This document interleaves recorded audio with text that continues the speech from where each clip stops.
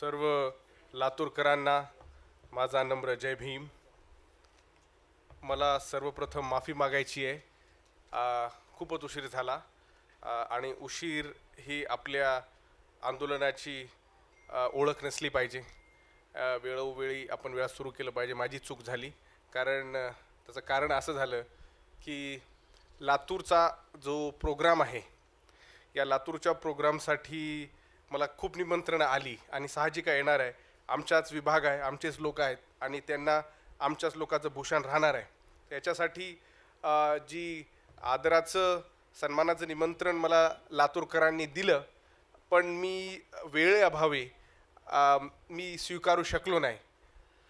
आणि मग जेव्हा हे स्वीकारलं तर मग ज्यांनी ज्यांनी मला बोलवलं होतं किंवा ज्यांना भेटायचं होतं, मग त्यांना मला वेळ द्यावा लागला.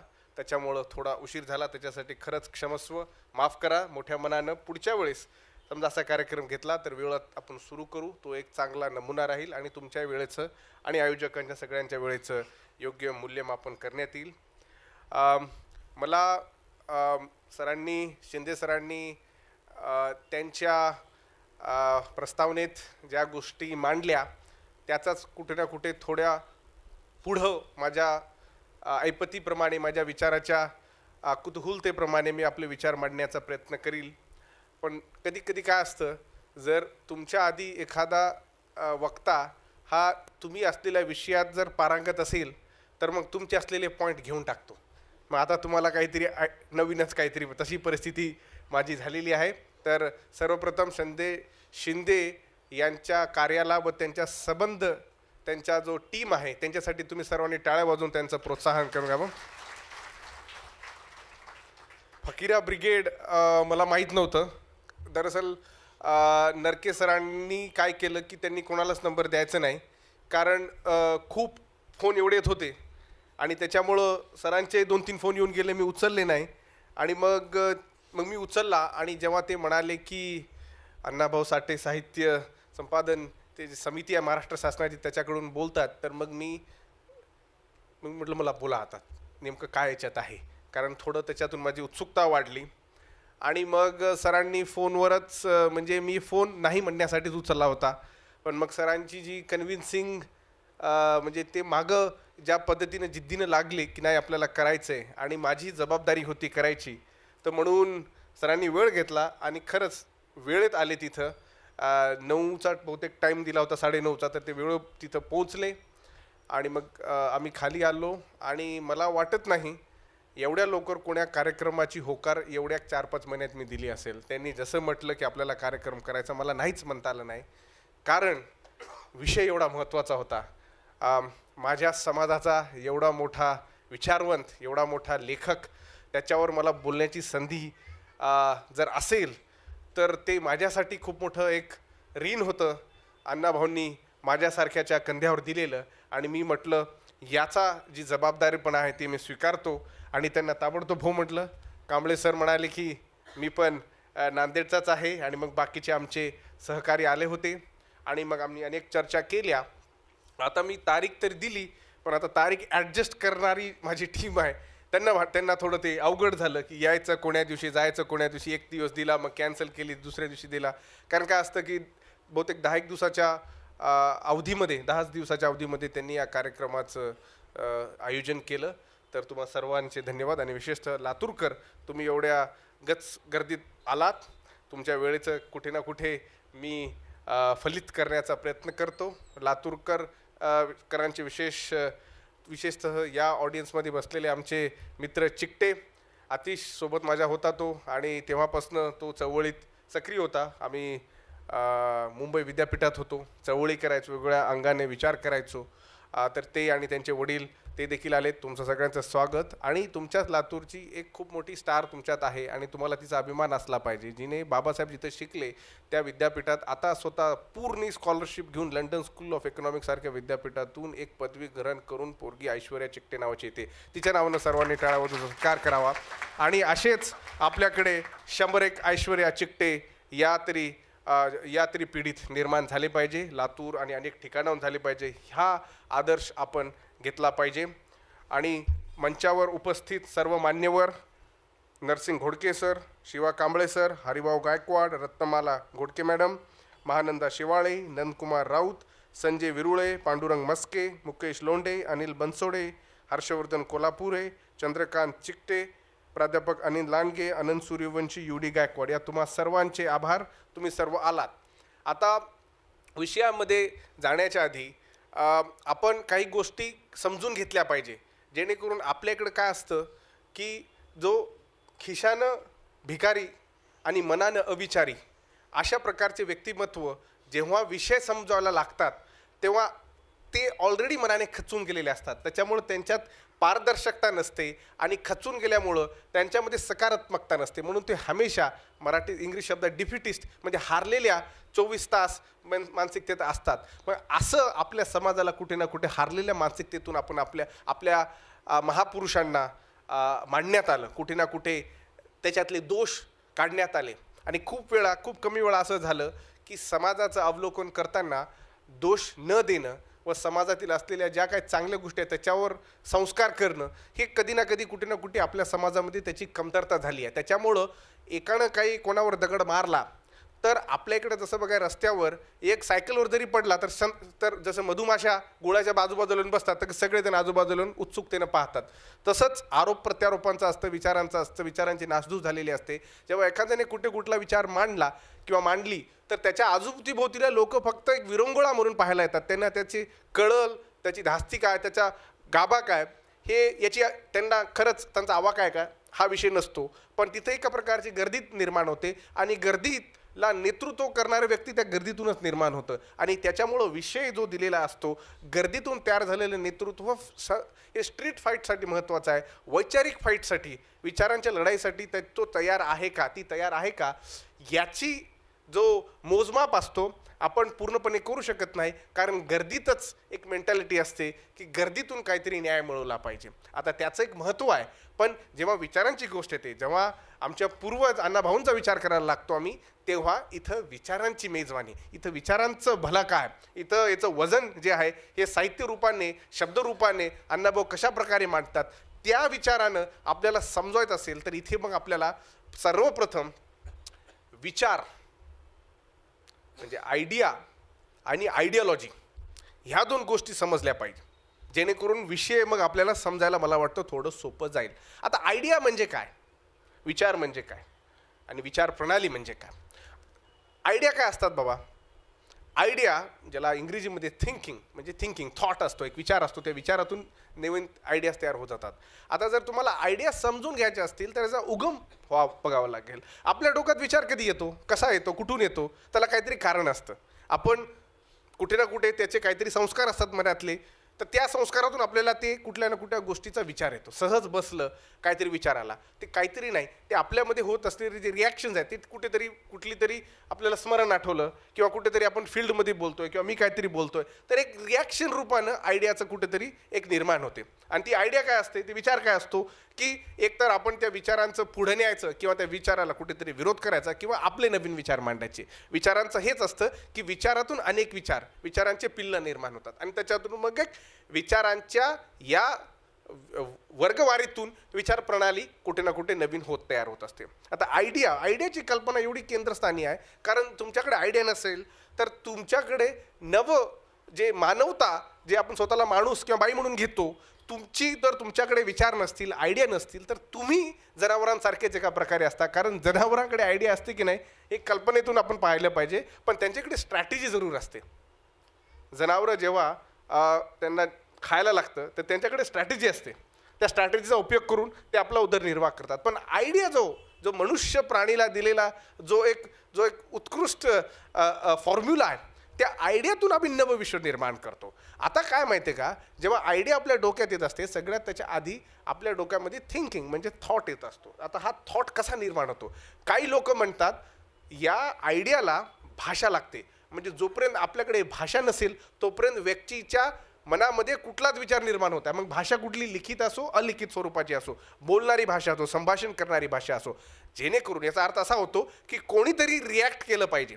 जर मी कुठला तरी विचार केला आणि मी ते मनात रिॲक्ट केला तर तिथून कुठे ना कुठे आयडिया त्याची तयार होते. स्टॅनफोर्डची सायकोलॉजिस्ट म्हणते याची आवश्यकता नाही. आयडिया ही ॲक्शनवरून निर्माण होते. म्हणजे जसं तुम्ही एखादं झाड बघितलं किंवा साईन बघितल्या किंवा हावभाव बघितले. आता हे याच्यासाठी सांगतोय तुम्हाला, कारण याचा पुढचा मुद्दा समजून घ्यायचा असेल तर आयडिया हे मामूली गोष्ट नसते. याच्यामध्ये अनेक पिढ्यानं पिढ्या अनेक युग गेलेली असतात, जेणेकरून मग आयडियाचं रिफाईन होत होत होत मग त्या आयडियाचं कुठे ना कुठे ॲक्सेप्टेबिलिटी होते. विचार लोक मग ॲक्सेप्ट करायला लागतात. ते सहज आलं आणि दिलं आणि स्वीकारायला लागलं असा प्रकार नसतो. आणि मग याच्यात उद्देश बघायचं गेलं तर तथागत गौतम बुद्धाचं उदाहरण बघायला गेलं तर स्वतः जेव्हा त्यांना ज्ञानप्राप्ती झाली त्याच्यानंतर त्यांनी, तुम्हाला माहीत असेल, तथागत गौतम बुद्ध काही दिवस बोलले नाही. त्यांना ज्ञानप्राप्तीनंतरचे काही दिवस ते फक्त एका मैत्रीच्या भावनेत, मित्राच्या भावनेत होते. झाडाकडे बघून झाडालाही धन्यवाद म्हणायचे, कारण त्यांच्याला ती ज्ञानप्राप्ती झाली. त्यांच्यात असलेला जो विकार होता, जो मनाचा, जो मनुष्याचा विकार होता, तो त्यांनी नष्ट केला आणि त्यांनी निर्वाण त्यांनी प्राप्त केलं. आता मग त्याच्यानंतर त्यांच्या अनुभवातून आलेलं निब्बाण झालेल्या व्यक्तीनं मग विचार मांडला आणि त्या विचाराचं मग पुढे होत होत होत आणि कधी कधी ते विचार जे अशा व्यवस्थेतून येतात ज्याचा स्वतःचा स्व अनुभव किंवा सामाजिक अनुभव असतो, त्याचा मग पुरस्कार सहजतेने होऊ शकतो आणि लोकांचा स्वीकार देखील त्याच्यातून होऊ शकतो. आता हा झाला आयडियाचा मुद्दा. आयडिया म्हणजे काय? आयडिया ही विचारातून, म्हणजे थॉट थिंकिंगमधून आलेली आहे, प्रोसेस आहे. या प्रोसेसमधून नवी आयडिया होते आणि आयडिया शार्पन होत असते, म्हणजे याला धार येत असते जशी जशी ही वेगवेगळ्या संदर्भामध्ये आपल्याकडे येते. आता दुसरा मुद्दा राहिला आयडियोलॉजीचा. आयडिया आणि आयडियोलॉजी. आता आयडियोलॉजी काय? आयडियोलॉजी म्हणजे काही विशिष्ट विचारांची जी प्रणाली आहे त्या लोकांनी एक दुसऱ्यासोबत एक आपले विचार मांडले आणि याच्यातून तयार झाली वेगळ्या प्रकारची आयडियोलॉजी. मग आयडियोलॉजी कोणती? आयडियोलॉजी आपल्याकडे नॅशनलिझम आहे, म्हणजे राष्ट्रवाद आहे. वेगवेगळे वाद जे आपल्याकडे आहेत ते आयडियोलॉजीचे अंग आहेत. मग त्याच्यात कम्युनिझम, साम्यवाद आला, मग आज आपल्याकडे आधुनिक रूपाने आंबेडकर वाद आहे आणि असे अनेक आपल्याकडे वादाचे प्रमाण आपल्याकडे दिसत असतात. आता मग आयडियोलॉजीची जे सूत्र आहेत, आयडियोलॉजीचे जे सूत्र आपल्याला समजून घ्यायचे असतील तर मला वाटतं आपल्याला अण्णाभाऊ साठे किंवा फुले शाहू आंबेडकर ह्यांची चळवळ समजून घ्यायला आपल्याला सोपं जाईल. हे तुम्हाला याच्यासाठी याचं बॅकग्राऊंड देतोय मी. कारण काय असतं की आयडियोलॉजी मग काय असते? ही आयडियोलॉजी फक्त मनापुरती नसते, ही सामाजिक रचनेसाठी वापरली जाते. मग वेगवेगळ्या त्याच्या आयडियोलॉजी, आता जसं आपण फासिझमची गोष्ट करतो किंवा कुठल्या तरी वादाचा जो लोकाला घातक आहे किंवा पूरक आहे त्यांच्यावर आपण अनेक ठिकाणी चर्चा करतो आणि त्या चर्चेतून मग आपण विचार करतो की बाबा समाजाला याचं कुठं भलं आहे किंवा कुठं भलं नाही आहे. आता मग या सोशल फॉर्मेशन्स, म्हणजे समाजाच्या ज्या रचना ज्या आयडियोलॉजीमधून झाल्या, याचा उपयोग प्रॅक्टिकल किती आहे? एक वैचारिक असतो पण एक प्रॅक्टिकल किती आहे? तर जास्त भर दिलेला आहे प्रॅक्टिकलकडे. आयडियोलॉजीचं रूप काय असलं पाहिजे की लोकांच्या रोजच्या जीवनामध्ये याचा काहीतरी फायदा झाला पाहिजे. आपल्याकडे जर साम्यवाद असेल, आपल्याकडे राष्ट्रवाद असेल किंवा अनेक वाद असतील, या वादाचं आपल्या वैयक्तिक जीवनामध्ये आणि सामाजिक जीवनामध्ये काय फायदा आहे का? म्हणजे थेअरी पण आहे, आयडियोलॉजी थेअरी आहे, पण थेअरीचं प्रॅक्टिकल रूपांतरण आपल्या समाजामध्ये भल्यासाठी किंवा नुकसानासाठी होतं का? त्याचं एक सगळ्यात मोठं आपल्याकडे विचार असतो. आणि आयडियोलॉजी जी असते ना, आयडियोलॉजी ही फिलॉसॉफी आहे आणि फिलॉसॉफी जग समजून घेणे आणि जग बदलणे याच्यासाठी आहे. म्हणजे जर तुम्हाला जग समजलं, जग असं आहे, तर बाबा जगामध्ये मग तुम्हाला कळायला की जगामध्ये विषमता आहेत, वेगवेगळ्या प्रकारचे लिंगभेद आहेत, त्याच्यामध्ये वर्गभेद आहेत, जातीभेद आहेत, अनेक प्रकारचे भेद आहेत. मग जे तर तुम्हाला कळालं तर मग तुम्ही ते कशा प्रकारे बदलता. आणि ही आयडियोलॉजी म्हणजे आपल्याकडे आलेले वेगळे सूत्र. आता हे सूत्र आपल्याला समजून घ्यायचे असतील तर मला वाटतं आपल्याला सगळ्यात पहिलं भारतामध्ये किंवा जगामध्ये म्हणजे जेव्हा समाज रचना होत होत्या, म्हणजे आपल्याकडं सांगण्यात येतं की नाईल नदी, इजिप्तच्या त्या नाईलच्या याच्यावर नवीन वसाहत निर्माण झाली मानव प्राण्यांची. म्हणजे ज्या प्रकारे त्यांनी मोठमोठे, मग आपण बघतो काही हजारो वर्षानंतर त्यांनी पिरॅमिड वगैरे बांधले. एक नाईलचं उदाहरण देण्यात येतं की बाबा इथे उगम झालेला आहे. आणि किंवा अनेक ठिकाणी धार्मिक संदर्भ घेतले तर ते धार्मिक रूपाने आपले मांडायला जातात.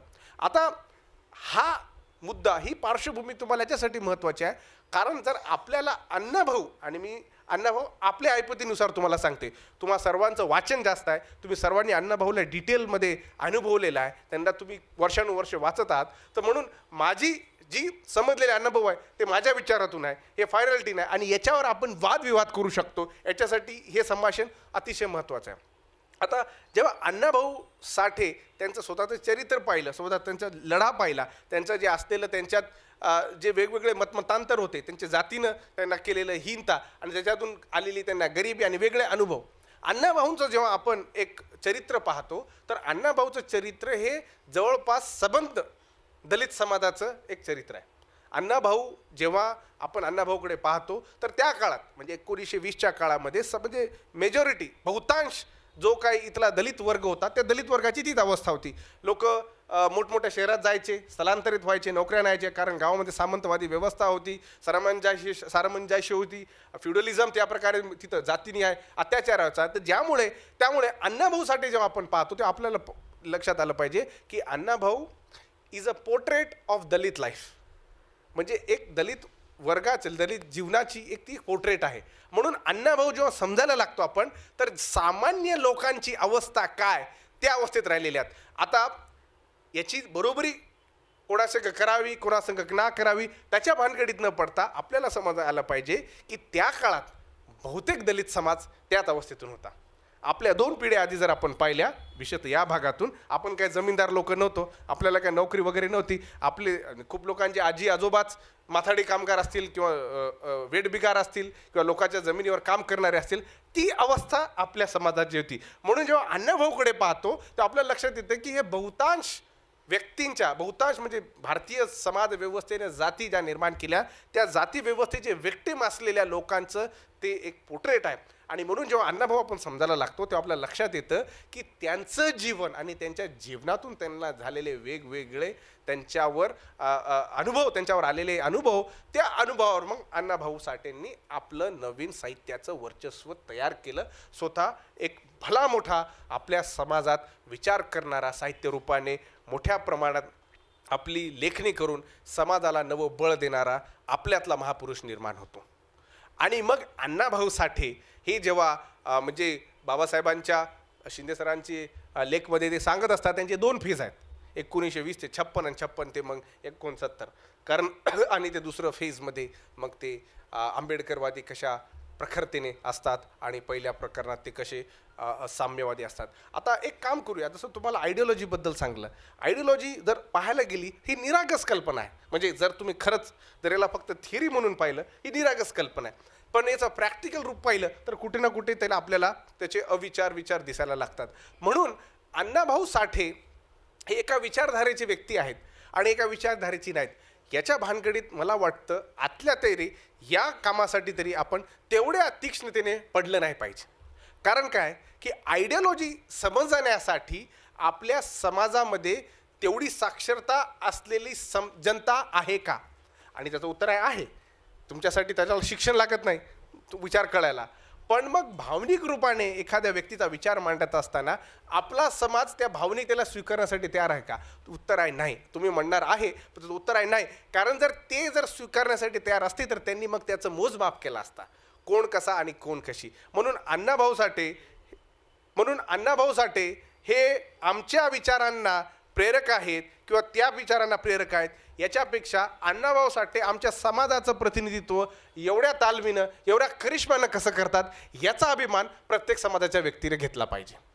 म्हणजे काय होईल की माझ्या समाजातला माणूस एवढा उच्च विचार करतो. आणि तुम्हाला त्यांचं प्रवास वर्णन तुम्ही रशियाचं वाचलं किंवा त्यांची असलेली जी मैत्री किंवा त्यांचे जे कादंबऱ्या ज्याचे पिक्चरात रूपांतर झालं ह्याचा जर तुम्ही बायोग्राफी पाहिले तर आमच्या समाजात त्या काळी एवढा उत्कृष्ट ललित लेखनात असणारा दुसरा कोणता व्यक्ती नव्हता सबंध भारतामध्ये. म्हणून अण्णाभाऊ साठे हा आमचा आदराचा पूर्वज आहे. कोणीही ललित लेखन या प्रकारे केलं नाही. ललित लेखन कोणी या प्रकारे कविता पोवाडे लिहिले नाहीत जे प्रकारे अण्णाभाऊ साठेनं आमच्या समाजातल्यात. विशेषतः मराठी भागात बघायचं गेलं, पंजाब आणि हिंदी प्रांतामध्ये ललित साहित्य चालायचं, पण एवढ्या प्रखरतेनं एवढा त्यांची बायोग्राफी असलेला, एवढी त्याला बिब्लिओग्राफी म्हणतात, म्हणजे जे पुस्तकं त्यांनी लिहिलेलं आहेत तेवढा आपल्या समाजात त्या काळी कोणताही माणूस नव्हता. म्हणून ते माझ्यासाठी आदर आहे, ते माझ्यासाठी स्वाभिमान आहे. कारण ज्या माणसानं या विचाराची मांडणी केली आपल्या पद्धतीने केली तो अण्णाभाऊ साठे होता. आणि खूप वेळा आपल्यात काय करण्यात आलं की आपल्या इकडे चुकीची बरोबरी करण्यात आली. साहजिकच आहे, मुलाची आणि लेकराची बरोबरी समाज करत असतो. म्हणून आंबेडकर आणि अण्णाभाऊ साठे असा तो क्रम आपल्याकडे लावण्यात आला. पण मग इथं परिस्थिती अशी करण्यात आली की अण्णाभाऊ साठे एका विशिष्ट विचाराचे होते आणि मग त्यांच्या विचारांचं आपल्याला काय करायचं. याच्यात काय वाटतं की जो आपल्याकडे साम्यवाद, जो मार्क्सिझमचा जी कल्पना आहे, मार्क्सिझम ही कल्पना वाईट नाही, आपल्या लोकांमध्ये त्याचा गैरसमज आहे आणि खूप वेळा मार्क्सिझम काय हे समजूनच घेत नाहीत. तर तुम्हाला थोडक्यात सांगतो मार्क्सचा विचार काय, आणि तो विचार नंतर मग आपण आपल्या फुले शाहू आंबेडकर विचारधारेकडे येऊया आणि तुम्हाला अति 1-2च फरक दिसतील आणि ते पण मेथडचे फरक आहेत. बाकीचे आयडियोलॉजिकल दुसरे काय तुम्हाला जास्त फरक दिसणार नाहीत. आता मार्क्स काय म्हणतो, त्याचा दास कॅपिटलच वाचा किंवा त्यानं ग्रुंडरसी नावाचा, म्हणजे त्यानं जर्मनमध्ये लिहिला त्या काळामध्ये. मार्क्सचा काय, मार्क्स हा स्वतः ज्यू होता. ज्यू त्या काळात तुम्हाला जर पाहिलं मायनॉरिटी वर्ग होता, पैसेवाला पण होता, पण त्याच्यावर हाणणे करायचं. हिटलरने ज्यूला मारायच्या या उद्देशानेच त्याने त्याची जी नाझी त्याची जी पार्टी केली, पार्टीचं नाव सोशलिस्टच होतं त्या पार्टीचं, तर त्या प्रकारे ज्यूच्या विरोधात त्यांनी केला. मार्क्सचं काय तंत्र आहे, मार्क्सचं काय तंत्र आहे याच्यामध्ये. मार्क्स काय म्हणतो, मार्क्स काय करतो, जी आपल्याकडे चालत आली सामंती व्यवस्था आहे, म्हणजे तो त्याचं युरोपचं उदाहरण घेतो आणि त्या युरोपच्या उदाहरणातून तो सांगत असतो की एकेकाळी जिथं सामंती व्यवस्था होती तिथं एक पिळवणारा वर्ग आणि एक पिळून घेणारा वर्ग होता. आणि मग तो म्हणतो इंडस्ट्रियलायझेशन, औद्योगिकरणामुळं ती व्यवस्था एकदम बदलली नाही आहे. तिथं जो व्यक्ती घाम गाळून स्वतः नवीन पदार्थ तयार करायचा, पण त्या पदार्थावर त्याची काय ओनरशिप नव्हती, तुझी मालकी नव्हती, व फक्त तो वेतनावर करायचा आणि मालक जो आहे तो न काम करता त्यानं केलेल्या मेहनतीची पिळवणूक करायचा आणि त्या पिळवणुकीतून स्वतःचा फायदा घ्यायचा. ही व्यवस्था आपल्यात आजही प्रत्येक समाजात जातीमध्ये व्यवस्था आपल्याकडे पाहायला भेटते. ही काय वेगळी व्यवस्था नाही आहे. आजच उदाहरण घ्यायचं गेलं तर जर आपण आज कॉन्ट्रॅक्टर काम करणाऱ्या लोकांचे पाहिले किंवा बाहेर जाऊन कुठल्याही प्रकारचा व्यवसाय करणारे जे खालच्या याच्यातले आहेत किंवा तुम्ही ऑफिसर जरी राहिल्या, तुमचाच बघा, तुमच्यात असलेली जी दरी आहे, वर्गवारी दरी, रँक दरी, याच्यामध्ये या प्रकारचे वैमनस्य तुम्हाला दिसत असतात. म्हणून मार्क्स काय म्हणतो, मार्क्स म्हणतो जग हे एक आहे श्रीमंतवाला वर्ग, एक सोप्या भाषेत सांगायचं गेलं तर, आणि एक आहे श्रीमंताच्या पिळवणूक घेणारा वर्ग, म्हणजे ज्याला आपण गरीब म्हणू किंवा शोषित वर्ग म्हणू. तर एक प्रस्थापित आहे आणि एक वर्ग आहे तो विस्थापित आहे. आणि मग हा जो वर्ग आहे, ही जी दरी आहे, मग ही दरी अनेक कारणांनी होतं. तो सवर्ण असू शकतो, तो अवर्ण असू शकतो, तो उच्च असू शकतो, हा नीच असू शकतो. ह्या ज्या 2 दऱ्या आहेत, या 2 दऱ्या एका आर्थिक विषमतेच्या माध्यमातून समाज रचना जेव्हा तयार होते, त्याच्यातून हे नवीन भांडवल युग आपल्याकडे तयार झालं असं मार्क्स सांगतो. आता भांडवल म्हणजे काय, पैसा. भांडवल आपल्याला सगळ्याला लागतं, आपल्याला पैशाची चुनचुन आहे. हे सोप्या भाषेत सांगायचं गेलं तर मार्क्सचा जो सिद्धांत आहे, मार्क्सचा सिद्धांत हा म्हणतो की जर हे अमानुषपणा, हा अन्याय जर तुम्हाला संपवायचा असेल तर तुम्हाला वर्ग लढा करावा लागेल. वर्ग लढा म्हणजे काय, जिथं सगळ्यात पिळवणूक झालेला वर्ग एकत्रित येऊन, तो मेजॉरिटी आहे, तो बहुसंख्य आहे, आणि तो तुमच्यावर राज्य करणारा वर्ग आहे तो अल्पसंख्यक आहे. म्हणून बहुसंख्याने येऊन अल्पसंख्याकांच्या विरुद्ध लढलं पाहिजे. आणि तो त्याची जे प्रतीक मांडतो, तो म्हणतो याला हिंसा जर आली तर हिंसा देखील केली पाहिजे, कारण किती दिवस आपण नुसतं शोषण करत बसायचं. म्हणून त्याचा जो सिद्धांत होता, डिक्टेटरशिप ऑफ द प्रोलिटारियट, म्हणजे ज्याची जो प्रोलिटारियट आहे, जो इथला कामगार वर्ग आहे, त्याचा एकाधिकार असला पाहिजे. म्हणजे एकाधिकारशाहीवर मार्क्सचा संपूर्ण भरोसा होता. आणि त्याचं कारण काय होतं, तो म्हणायला लागला जर आपल्याला डेमोक्रेसीच्या बाबतीत जर विचार करायला गेला तर हे बदल आणण्यासाठी आपल्याला अनेक पिढ्या लागतील, अनेक पिढ्या लागतील आणि बदल होणार नाही. म्हणून काय केलं पाहिजे तर मार्क्स म्हणतो वर्ग लढा, स्वतःची सत्ता स्थापन करा आणि स्वतः एकाधिकारशाही व्हा. मग समाजामध्ये तुमच्यात असलेली समानता आणा, मग ती वर्गीय असेल, अनेक प्रकारच्या समानतेचे प्रोजेक्ट तुम्ही समाजामध्ये आणा. तेच सगळ्यात आधुनिक रूपाने लेनिनने केलं. एकाधिकारशाही आणली आणि त्यांचं कम्युनिस्ट इंटरनॅशनल बनून जगभरामध्ये कम्युनिझम पसरवा. एका प्रकारे धार्मिकच आहे. तुम्ही एक धर्मात आले तर त्या प्रकारे तुम्ही पसरवा. तर ते कॉमिंटन नावाचा त्यांनी प्रकार सुरू केला. आणि मग त्याच्यानंतर तुम्ही चीनमध्ये मावणं केलं आणि दक्षिण अमेरिकेमध्ये, लॅटिन अमेरिका या ज्या भागांमध्ये झालं, आफ्रिकेच्या अनेक देशांमध्ये. तर जिथं मग आधुनिक काळात म्हणजे 19 आणि 20व्या शतकात जिथं युरोपाची वसाहत होती, युरोपातले अनेक देश वसाहत करत होत्या. फ्रान्स होता, इंग्लंड होता, पोर्तुगीज होता, इटली होता काही प्रमाणात. अशा अनेक लोकांच्या वसाहती होत्या. भारतात इंग्रजांची वसाहत होती. त्याच्या विरुद्ध लढण्यासाठी विशेषतः अनेक राज्यांमध्ये असं दिसण्यात आलं की याचा विरोध करायचा असेल तर एका प्रकारे त्यांनी साम्यवादी, मार्क्सवादी, रॅडिकल विचारधारेचा उपयोग घेतला आणि त्या विचारधारेचा उपयोग करून त्यांनी थोड्या प्रमाणात का होईना तिथली सत्ता बदल, तिथल्या वसाहतवादीला, तिथल्या त्यांच्यात होणाऱ्या अत्याचाराविरुद्ध ते लढले. आता हा झाला एक स्नॅपशॉट मार्क्सचा. आता त्याच्या आपल्याकडे असलेला दुसरा विचार फुले आंबेडकर विचार. आता हा विचार काय? फुले आंबेडकर विचार म्हणतो का विषमता वाढवा? फुले आंबेडकर विचार म्हणतो का हा जो भेदभाव आहे, भेदभाव आपला असाच राहिला पाहिजे? फुले आंबेडकर विचार असा म्हणतो का की याच्यातली जी दरी निर्माण झालेली आहे ती दरी आणखीन वाढली पाहिजे? फुले आंबेडकर विचार असा देखील म्हणतो का की जर आपली सत्ता येईल तर आपण असंच मायनॉरिटी मेजॉरिटीमध्ये राहू? फुले आंबेडकर विचार असा म्हणतो का की तुम्ही बहुसंख्याक असून देखील अल्पसंख्याकाच्या तुम्ही खाली राहा? विचार त्यांचे सारखेच आहेत, फक्त मेथोडॉलॉजीमध्ये फरक आहे. इथं मेथोडॉलॉजी फरक असा आहे कारण बाबासाहेब आंबेडकरांनी ज्या व्यवस्थेचा अभ्यास केला, व्यवस्था बारकाईने पाहिली, त्या बाबासाहेबाला दिसलं की एवढं सोपं नाही आहे. आणि विशेषतः भारतासारख्या सांस्कृतिक ज्या परंपरेनं व्यवस्था इथं टिकलेली आहे तिथं फक्त आर्थिक नसून संस्कृती रोज मुंडकं काढते. तिथं आपल्याकडे 33 कोटी आणि फलाण्या बिस्ताने देशाचं हे घर आहे. तिथं जर आपण फक्त एक विचार जाऊन गेला तर सांस्कृतिक बदल होणार नाही. सांस्कृतिक बदल होण्यासाठी आपल्याला सांस्कृतिक लढाई करावं लागेल.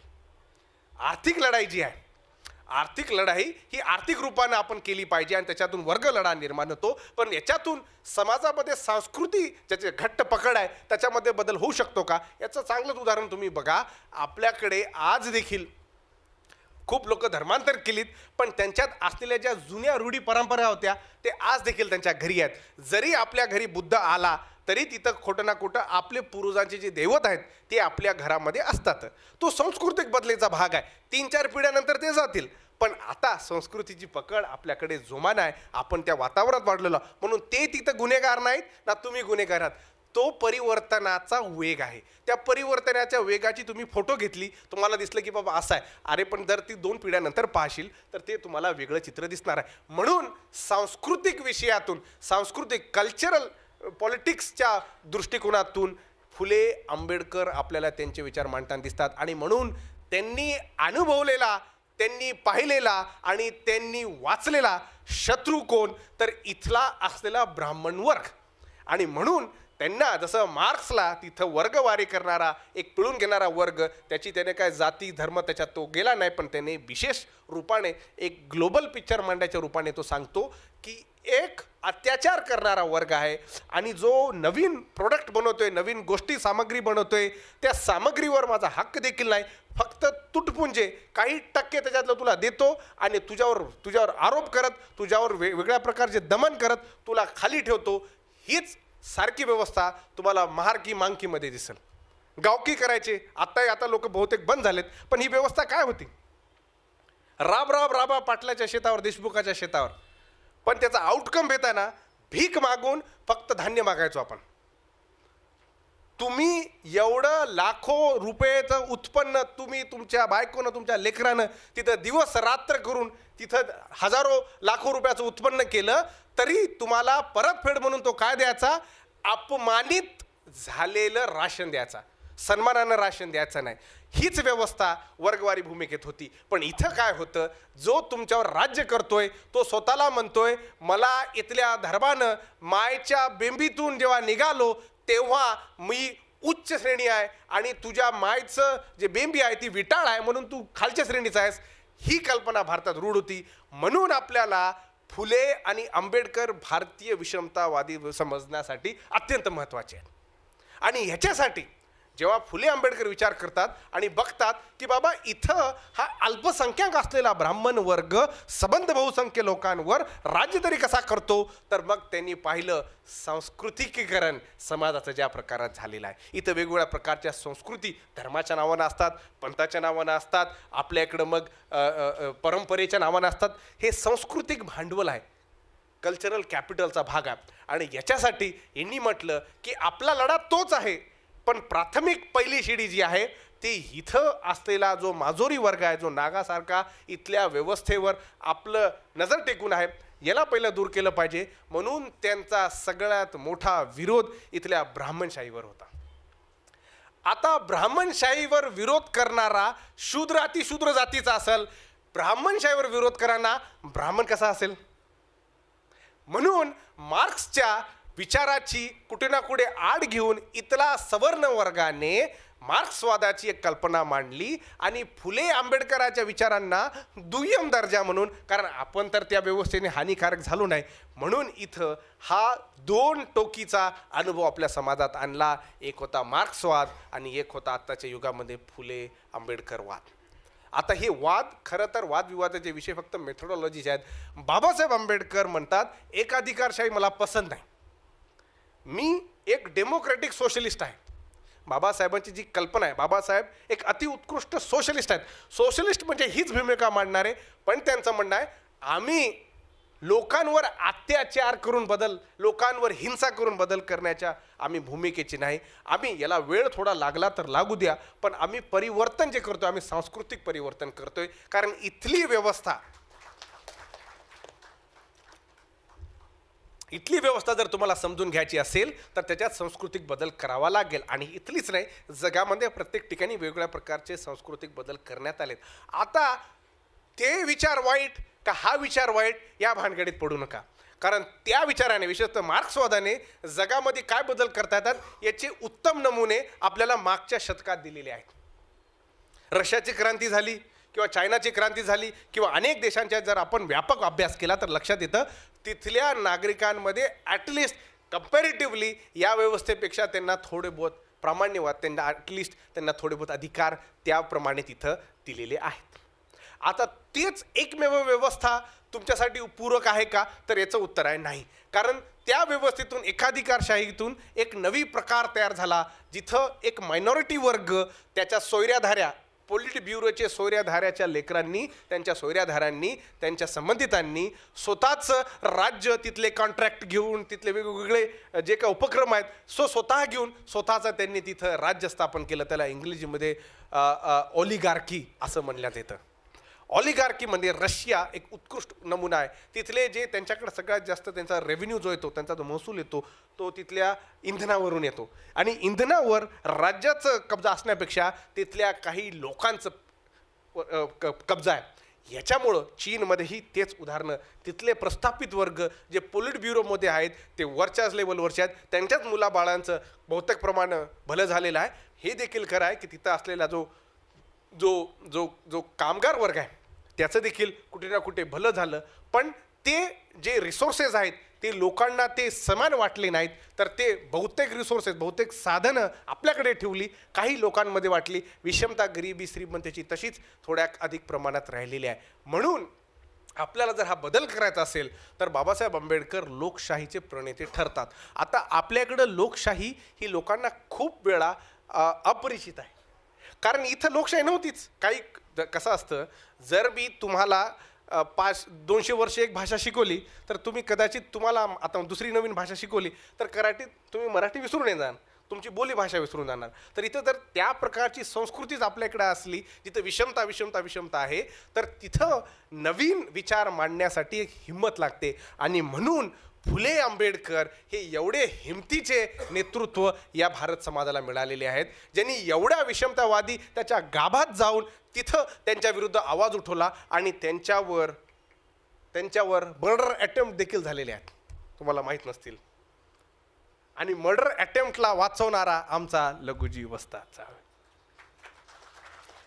नुसतं वाचवणारच नाही तर विचाराने देखील त्यांचं योगदान आहे.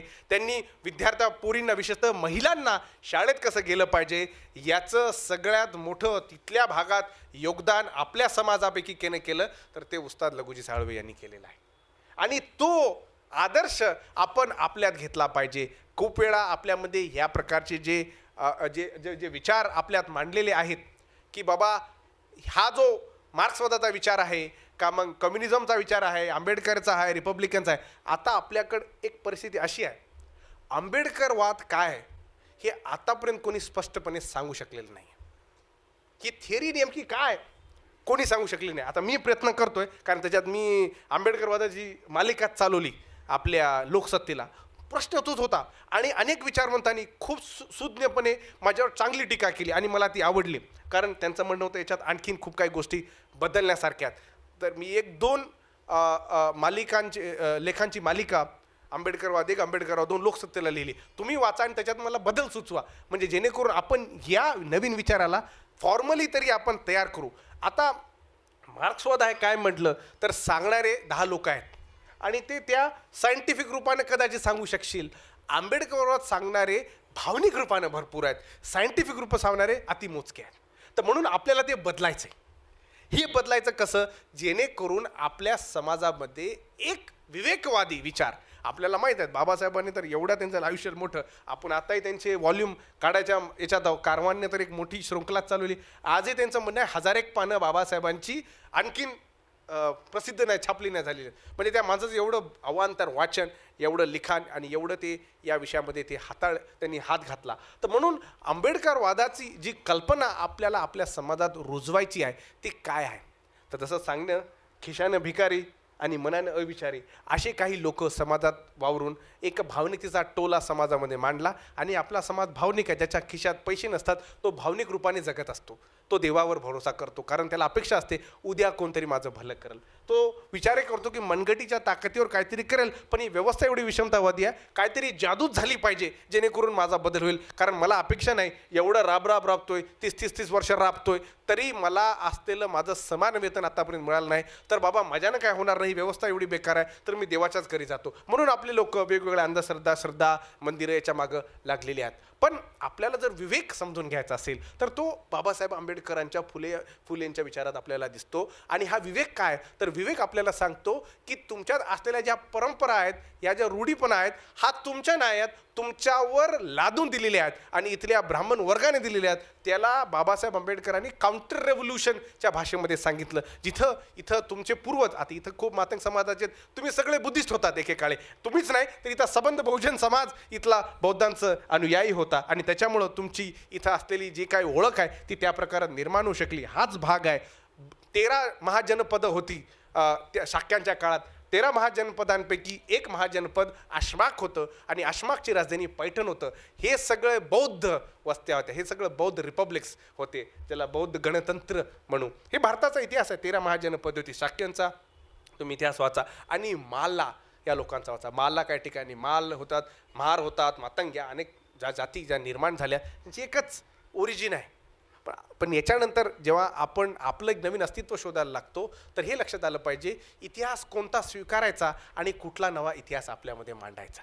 याच्याने काय होईल आपल्याला एक स्ट्रॅटेजिकली कुठेतरी काम करण्यात होईल. आपल्या साहित्यिकांमध्ये मला थोडा काही उणिवा जाणवल्या ते मी तुमच्या पुढे मांडतो. आपल्या इकडे काय झालं की साहित्य लिखाणामध्ये जो मार्मिकपणा असतो, जो बॅलन्स अप्रोच असतो तो साहित्यिकाने खूप कमी वेळा केला. त्याच्यामुळं पुढचा वाचणारा म्हणतो याची पॉलिटिक्स मला माहीत आहे, आता येणं जेही लिहिल ती याच्याच पॉलिटिक्सनुसार मी वाचणार आहे. त्याच्यामुळं साहित्यिकाने, लेखकाने, विचारवंताने, भाष्यकाराने एक दरूल घेतलं पाहिजे की आपले विचार, आपली जी राजकीय भूमिका आहे ती तुम्ही स्वतंत्रपणे टिकवा, पण जेव्हा तुम्ही मांडत आहात अशा पद्धतीने मांडा की पुढच्या व्यक्तीला वाटलं नाही पाहिजे की हा प्रोपागंडा करून आलेला आहे. जेणेकरून जेव्हा तुम्ही बाकीचे 7-8 पानं चांगलं मार्मिक विवेचन देतात ते वाचण्याच्या आधी त्याचा पूर्वाग्रह ऑलरेडी तयार झालेला आहे. दुसरी गोष्ट आपल्याकडे अतिशयोक्ती भरपूर झालेली आहेच.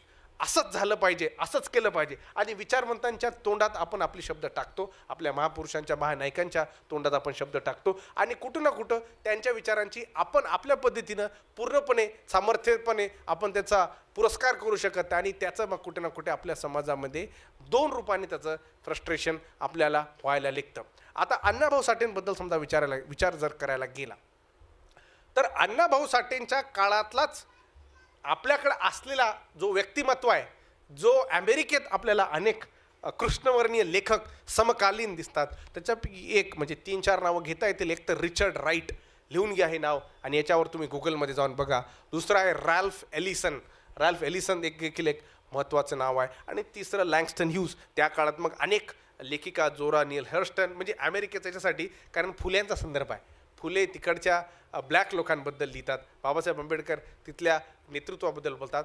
अण्णाभाऊ साठेंचं जे आहे, आता आपल्याला त्यांचं वैयक्तिक संबंध आहे नाही बनला तर त्यांच्या अनुयायांचं, म्हणजे विशेष माझ्यासारख्या लोकांचं काम आहे की त्यांना आता विचारांना त्यांच्या अमेरिकेत कुठे ना कुठे त्या समकाल क्षेत्रात पोचवलं पाहिजे.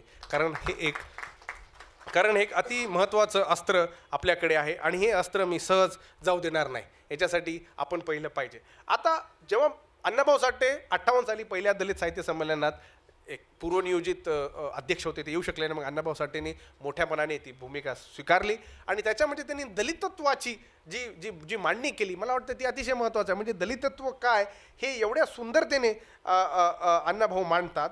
त्याच्यामध्ये त्यांचं दलितत्व जे असतं, दलितत्व त्याच्यात त्यांनी एक शब्द मांडला की, आणि तुम्हाला ते बाकीची ते पूर्ण त्याच्यात आपण येऊच की त्यांची भूमिका काय राहिली. पण जेव्हा ते दलित हा विचार मांडत असतात तर दलित हा ते संकुचित विचार मांडत नसतात. दलित म्हणजे पिळलेला, दलित म्हणजे इथल्या व्यवस्थेनं मारलेला. पण दलित म्हणजे हा पण जो या विरोधाच्या त्याच्यात होणाऱ्या अत्याचाराला मुकटपणे स्वीकारणारा नाही तर तो विरोध करणारा. तो अण्णाभाऊ साठेंचा जो व्यापक विचार आहे तो आपल्याला मग अनेक संदर्भातून अनेक अनुभवातून आपल्याला पाहायला मिळतो. पण अण्णाभाऊ साठे महत्त्वाच्या त्याच भाषणात सांगतात मरणाबद्दल. मरण हे त्यांच्यासाठी एक अतिशय मोलाचं एक विचार आहे आणि ते मी तुम्हाला वाचून दाखवतो आणि त्याच्यावर थोडक्यात तुम्हाला माझे विचार सांगतो. आता अण्णाभाऊ म्हणतात त्या उद्घाटकीय भाषणामध्ये की माणूस जगतो का प्रश्नचिन्ह, नी जगण्यासाठी एवढा धडपडतो का प्रश्न विचारणं. आपण जगतो का, जगण्याचा प्रश्न विचारलेला आहे. आणि जगण्यासाठी लागणारे जी काय झडपडतो का, हा प्रश्न अण्णाभाऊ साठे 1958 साली आपल्या जनतेला बोलताना संबोधित करताना म्हणतात. आता याचा विचार आम्ही करणे जरूर आहे.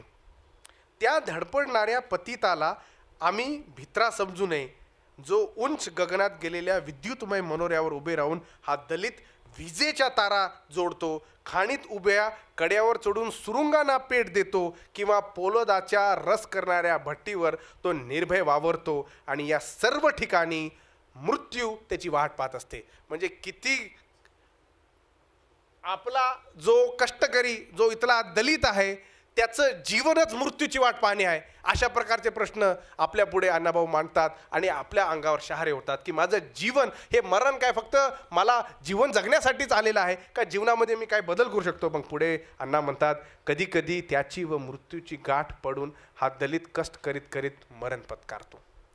कधी कधी त्याची दोघांची भेट होती, तिथं विषय संपत नाही. ही जगण्याची न मरण्याची आगळी रीत आहे, ती लेखकाने समजून घ्यावी. जगणे आणि मरणे ही वेगळी रीत आहे, रिच्युअल वेगळा आहे. तुम्ही फक्त जगणं आणि मरण करू नका. मरण्याच्या मागं कारण आहेत इथली ब्राह्मणवादी, जातीवादी, भांडवलशाहीची व्यवस्था. याच्यामुळं इथल्या दलिताचं मरण हे फक्त जगणं आणि मरण नाही, इथल्या दलिताचं मरण हे एका वेगळ्या दृष्टिकोनातून तुम्ही पाहिलं पाहिजे, जेणेकरून तुम्हाला त्याच्या जगण्याचा आस्वाद कळेल. लोक मरायला घाबरतात, मरण म्हणजे भीती आहे आणि मरण्याची कल्पना आपल्याला चार्वाकापासून बुद्धापर्यंत दिसते. मृत्यूला प्राधान्य देऊन आपल्याला विचार मांडण्यात येतात. खूप लोक त्याला खूप भाष्यकारांनी त्याला टीका केली की बाबा हा जो विचार आहे, विशेषतः पाश्चात्य देशातला जो विचार आहे, ज्यांनी मृत्यूला प्राधान्य देऊन चर्चा करतात. माझ्या हार्वर्डचा प्राध्यापक कॉर्नेल वेस्ट त्याच्या लेक्चरची सुरुवात मृत्यू या सुंदर कल्पनेपासून करतो. मृत्यू किती सुंदर आहे. जिथं मृत्यूला तुम्ही स्वीकारला तिथं तुमच्या जीवनाचा नवीन अंग सुरू होतो. तुमचे अवयव वेगळ्या प्रकारे वागायला लागतात. तुमची मानसिक जी भीती आहे ती दूर व्हायला जाते. कारण जर जी गोष्ट अटळ आहे त्याला जर पहिलं स्वीकारलं तर बाकीच्या गोष्टींची तुम्हाला भीती राहत नाही. तर अनेक धर्मांनी मृत्यूला प्राधान्य ठरवून मृत्यूनंतरच्या जीवनाबद्दलही काही ठिकाणी भाष्य केलेलं आहे. तर अण्णाभाऊंचा जो विचार आहे फक्त तो विचार नाही आहे, तो फिलॉसॉफिकली किती किती किती गाढ आहे, किती मखमली आहे, की जेणेकरून आपल्याला ज्या मृत्यूला भिवून आपण जगत आहोत अण्णाभाऊ त्याच मृत्यूला घरी बोलवतात आणि तुला काय करायचं बोल म्हणतात. कारण ही आमची जिंदगी आहे. आणि जर मृत्यूचा आणि आमचा जर होत असेल तर याचे कारणं देखील त्यांनी शोधलेले आहेत. आणि मग ते कारणं हे आध्यात्मिक नाहीत, हे इथल्या व्यवस्थेचे कारण आहेत असे अण्णाभाऊ आपल्याला त्यांच्या या उत्कृष्ट भाषणात सांगतात. आणि पुढं ते मग काय सांगतात, आणि एका झाडाखाली 3 दगडांची चूल, मडक्यात अन्न शिजवून 2 मुलांनी बायका यांना जगविणारा हा दलित वरवर कंगाल दिसला तरी त्याची संसार करण्याची इच्छा केव्हाही पवित्र अशीच असते. जेणेकरून आपल्या समाजाला, आपल्या बायकांना हे लोक, हे हरामखोरं खालच्या नजरेनं पाहायचे. तिथं अण्णाभाऊ आम्हाला म्हणतात, अरे हे पवित्र आहे, याच्यासारखं पवित्र जीनं तुम्हाला दिसणार नाही.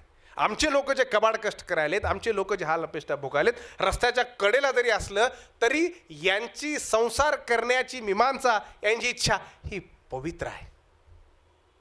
ही फक्त जगण्यासाठी नसून ही एवढी सुंदर आहे की त्याला पवित्रत्व बहाल केलं. जिथं तुमच्यासारख्याचं जीवन विटाळणं अपवित्र आहे, तुम्हाला जगण्याची हिंमत दाखवणं आणि जगण्याची हिंमत दाखवून आपला संसार थाटणं याच्यात अण्णाभाऊसाठी सुरू करतात आणि म्हणतात, अरे मूर्खांनो, ज्याला अपवित्र ठरवल्या, विटाळ ठरवल्या, त्यांचं जीवनच किती पवित्र आहे. आणि हा उद्देश करून अण्णाभाऊ पुढे आपल्याला सांगतात, कुटुंब संस्थेवरचा त्याचा विश्वास मुळीच ढळलेला नसतो, परंतु त्याची कुटुंब संस्थाच भांडवलदारी जगाने त्या झाडाखाली हाकलून दिलेली असते. म्हणजे फक्त पवित्र आहे तिथं चालणार नाही, तर तो त्या झाडाखाली 3 धोंडं घेऊन आपले संसार राबतोय. याचं कारण अण्णाभाऊ म्हणतात इथली भांडवलशाही व्यवस्था आहे. आणि भांडवलशाही जर व्यवस्था समजून घ्यायची असेल तर आपल्याला फुले आंबेडकरांचा जो विचार आहे तो इथला, जो बाबासाहेबांनी मनमाडमध्ये मांडला आणि अनेक ठिकाणी मांडला, भांडवलशाही हे ब्राह्मणवादाचं एका प्रकारे मेटल लावून केलेलं आधुनिकीकरण आहे. विषमता याच्यात आहे, विषमता याच्यात आहे. आणि म्हणून अण्णाभाऊसाठी जेव्हा कुटुंब व्यवस्थाच्या प्रमाणित याला केलेला जे काही हेलकावणी आहे याच्यावर जेव्हा टीका करतात तेव्हा आपल्याला मार्क्सचा एक सहकारी फ्रेडरिक एंगल्सची आठवण येते. कारण एंगल्स देखील म्हणतो परिवार हा भांडवलशाही व्यवस्थेनं किती मोठा नुकसान केले. आता तुम्हाला उदाहरण देऊन सांगतो आणि तुम्हाला पटेलच असं मला वाटतं. तुम्ही जेव्हा आज नोकरी लागली, सगळ्यात पहिलं आपण काय करतो, एका पोराला किंवा पोरीला नोकरी लागली, दुसरा काय असतो ऑप्शन, नोकरी लागल्यावर काय करतो, लग्न लावतो, लग्न त्वरित लावतो. आता जेव्हा हा लग्नात जातो किंवा ती लग्नात जाते, यांना नवीन संसार थाटायचा असतो. नवीन संसाराला ज्यांनी संसार केला त्यांना माहीत आहे किती पैसा लागतो. स्वतः स्वतंत्र करायचं असेल तर खूप पैसा लागतो. कारण तुम्ही जे आहे नवीन घर किंवा नवीन युग स्वतःच्या झिरोपासून सुरू करतात, तर तेव्हा तुम्हाला लागलेली सामग्री असते. आता म्हणता लेकरं पैदा होतात, लेकराचं शिक्षण, लेकराचा उदरनिर्वाह, मग माणूस काय करतो, सहसा बँकेत जाऊन काय घेतो, कर्ज घेतो.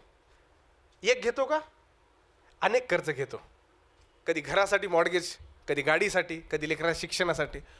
कर्ज कर्ज कर्ज कर्ज कर्ज घेत घेत इथली जी व्यवस्था आहे त्याला राबावं लागते. कारण कर्ज घेतलेला कर्ज फेडायचे. कर्ज जरी घेतलं नसेल तर लेकराचं जे शिक्षण आहे ते तुला करायचं आहे. काम जरी आवडत नसेल, कामातला तुमचा वरिष्ठ तुम्हाला किती अपमान करत असेल, सहकारी तुम्हाला काय करत असतील, तरी चुपचाप तोंडावर बोट ठेवून अपमान सहन करत लेकराकडे बघून, संसाराकडे बघून माणूस जाऊन काम करतो किंवा बाई जाऊन काम करते. कारण आपल्याला परिवार आणि संसार चालवायचा आहे. जर तुम्हाला पर्याय दिला असता की हे करू नको, जाऊ दे, काय विशेष नाही, तुला कामाला जायची आवश्यकता नाही, तुझ्यासाठी जो उदरनिर्वाह भत्ता आहे किंवा तुला जे काय काम करायचं ते कर, ती व्यवस्था आपल्याकडे नाही. जेव्हा जेव्हा मनुष्य त्याची पिळवणूक होत जाईल, त्याच्यातून होणारा जो काही द्रव्य उत्पन्न होईल, त्या द्रव्यातून इथली भांडवलशाहीची व्यवस्था चालते. तुम्हाला आता असं म्हणत नाही की नोकरी करू नका किंवा लग्न करू नका, लेकरं करू नका, पण ही व्यवस्था तुम्हाला कशी चंगुलात अडकवलेली आहे. आणि आपल्याकडे जे रीन आहे, रीन, डेव्हिड ग्रेबर नावाचा विचारवंत अनार्किस्ट होता एकेकाळी, तो आता मरण पावला. तेव्हा म्हणतो 5000 वर्षाचा इतिहास आपल्याकडे ऋणाचा आहे. ऋण माणसाने घेतच राहिलेला आहे. पण आधुनिकीकरणात काय झालेलं आहे की आपण ऋण घेतो ते फेडण्यासाठी जगतो, जीवन जगण्यासाठी जगत नाही.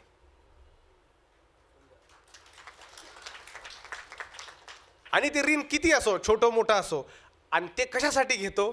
संसार या कल्पनेसाठी. संसाराला काय दिलं पाहिजे, लेकराला काय दिलं पाहिजे, बायकोचं काय तिचे लागत असेल ते दिलं पाहिजे, आणि शेजारी पाजारी किंवा सोयरेधारे काय आले तर त्यांना काय दिलं पाहिजे. आपल्या समाजात तुम्ही किती जरी मोठे अधिकारी झाल्या तरी तुम्ही ऋणमध्ये असता, कारण तुमच्यावर अपेक्षा खूप जणांच्या असतात, आणि साहजिकच आहे.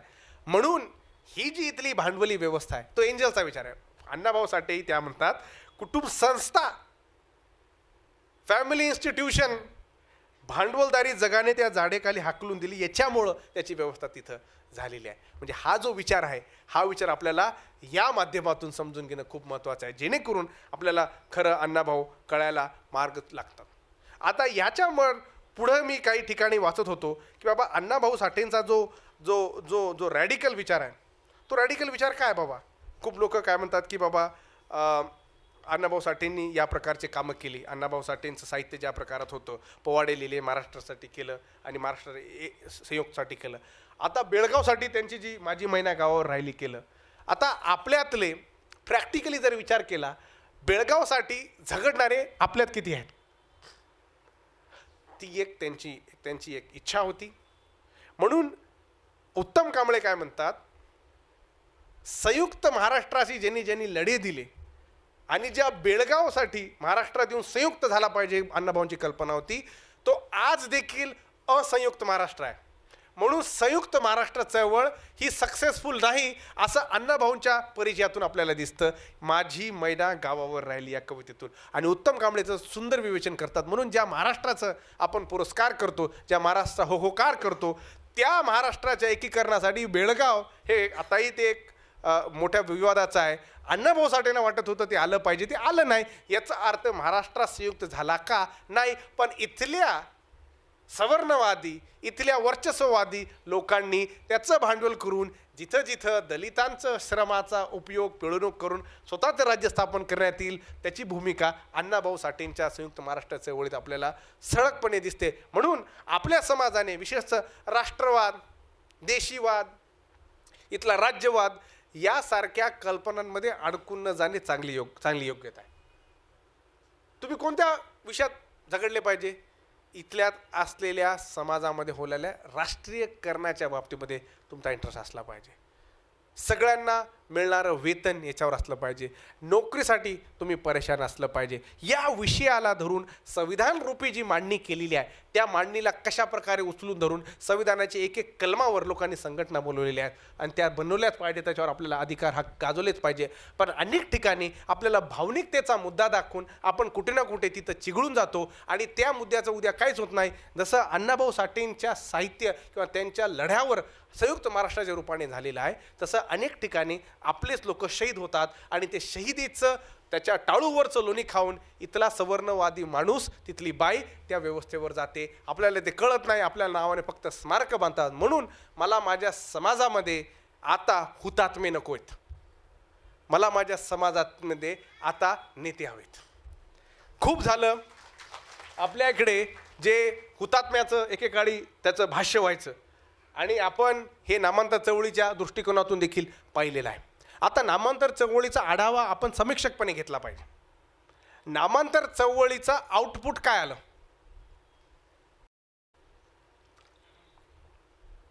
ज्या पिढीनं काम केलं त्यांना माहीत आहे. नावावर ती लढाई होती. नामांतर झालं का? काय झालं? अहो तुमच्या 1.5 पिढ्या याच्यात वाया गेल्या आणि त्यांनी ऑल्टरनेटिव्ह म्हणून काय बनवलं? स्वामी रामानंद विद्यापीठ. म्हणजे मायनॉरिटीच्या लोकांच्या भावना दुखू नयेत म्हणून नवीन विद्यापीठं बनवू शकतात.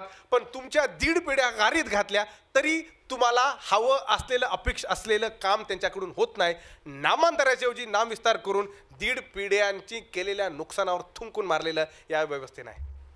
म्हणून या पिढीनं त्या मार्गी जाऊ नये याच्यासाठी आपण सगळ्यांनी, आणि विशेषतः ज्यांनी याला झेपलेलं आहे, ज्यांनी याचे पोलिसाचे दंडे खाल्लेले आहेत, ज्यांनी घरदाराकडे दुर्लक्ष केलेलं आहे, त्यांनी येऊन सांगितलं पाहिजे त्यांचे काय हाल झालेत. आमच्याकडं आणि हे खूप लोक म्हणतात आपली लढाई अस्मितेची असलीच पाहिजे, ही लढाई असलीच पाहिजे.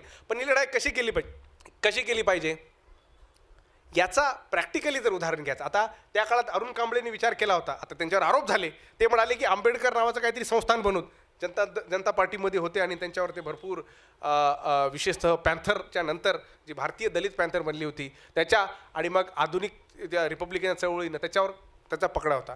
आणि ही चळवळ तुम्ही विचार करा मराठवाड्यातच का होती हो, अन्य ठिकाणी का होत नाही? इथला मराठवाड्याच्या लोकांना कधी विचार पडला का? मराठवाड्याच्या राजकारणावर मुंबई आणि दिल्लीमधले आमचे नेतृत्वाचं काय होतं याचा आम्ही विचार करत नाही. आमचे हुतात्मे तयार झाले की त्यांच्या मनोऱ्याच्या उद्घाटनाला दुसरं नेतृत्व येऊन काम करून जातं, तुम्हाला सांगून जातं तुमची लायकी नाही, तुम्ही असंच जीव देत राहा, असेच रस्त्यावर येऊन अनेक आंदोलनं करा, तुमचं वर्चस्व कधी होईल. आणि तुम्ही साहेब आता उदाहरण कृपलानीचं बाबासाहेब सांगितले होते. बाबासाहेब म्हटले, काय म्हटले, इथला राजा मतपेटीतून येईल, एका राणीच्या पोटातून येणार नाही. आजही देखील आपल्याकडे रक्तावर आधारित राजकारणाचं वर्चस्व आहे. हे फक्त आपल्या समाजात नाही, प्रत्येक समाजात आहे. मग बाबासाहेबांच्या कल्पनेला आपणच विरोध करत नाही का? जर बाबासाहेब म्हणत असेल इतर नेतृत्व डेमोक्रेटिक लोकशाही पद्धतीनं, इलेक्ट्रल डेमोक्रेसीच्या पद्धतीनं मतपेटीतून निर्माण होईल, तर आपल्याकडे रक्ताला धरून राजकारण का? म्हणजे देशमुखाचं पोरग देशमुख, मग देशमुखाची तिसरी चौथी पिढी त्याच्या पोराचं, पवाराचे तसंच घेणे देणं आहे. प्रत्येक पार्टीमध्ये आता एक पार्टी उरली नाही जेणेकरून दुसऱ्या पिढीला नवीन स्वतंत्र नेतृत्व होईल. आणि आपले महामूर्ख त्या मूर्खाच्याही मूर्खाच्या फोटोवर आपली फोटो आली पाहिजे, याच्यासाठी आपलं मूर्खत्व दाखवण्यासाठी 10,000 हजाराचे बॅनर लावतात. अहो, स्वाभिमानाचं जर राजकारण तुम्हाला खरंच करायचं ते फुले आंबेडकर चळवळीतलं आहे. आणि त्यांच्या चरित्रातून जर तुम्हाला आदर्श भेटत नसेल तर आपल्या भविष्याचं काय याचा सखोलपणे आपल्याला विचार करणं महत्त्वाचं आहे. आपण नावं घेतो, आपण आपल्यातल्या ज्या आपल्यातले जे काही वादविवाद आहेत ते आपण अशा मिटिंगामध्ये मांडतो, पण तुम्हाला हे लक्षात येत नाही का की जिथं लोकशाहीचा जागर, लोकशाही नांदली पाहिजे तिथं लोकशाही नावाची कल्पनाच आपल्याला कळायला नाही आहे. अहो, वोट देणं म्हणजे लोकशाही नसते फक्त.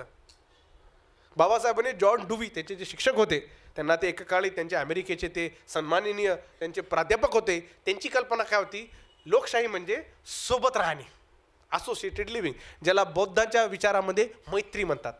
त्याला मग संत रविदासांनी उत्कृष्टपणे मांडलं की जो माझा हात धरून चालेल तो माझा आहे, कोणी असो तो, कोण्या जातीचा, कोण्याही पंथाचा, कोण्याही धर्माचा. अरे हात तर धर आणि थोडं चल माझ्यासोबत, मला ती मैत्रीची भावना तर दे, तू माझा होऊन जाशील. आपल्या समाजात ते आहे. थोडी कोण प्रेमानं बोललं तर आम्ही आमचे घराचे हृदयाचे दरवाजे खोलतो.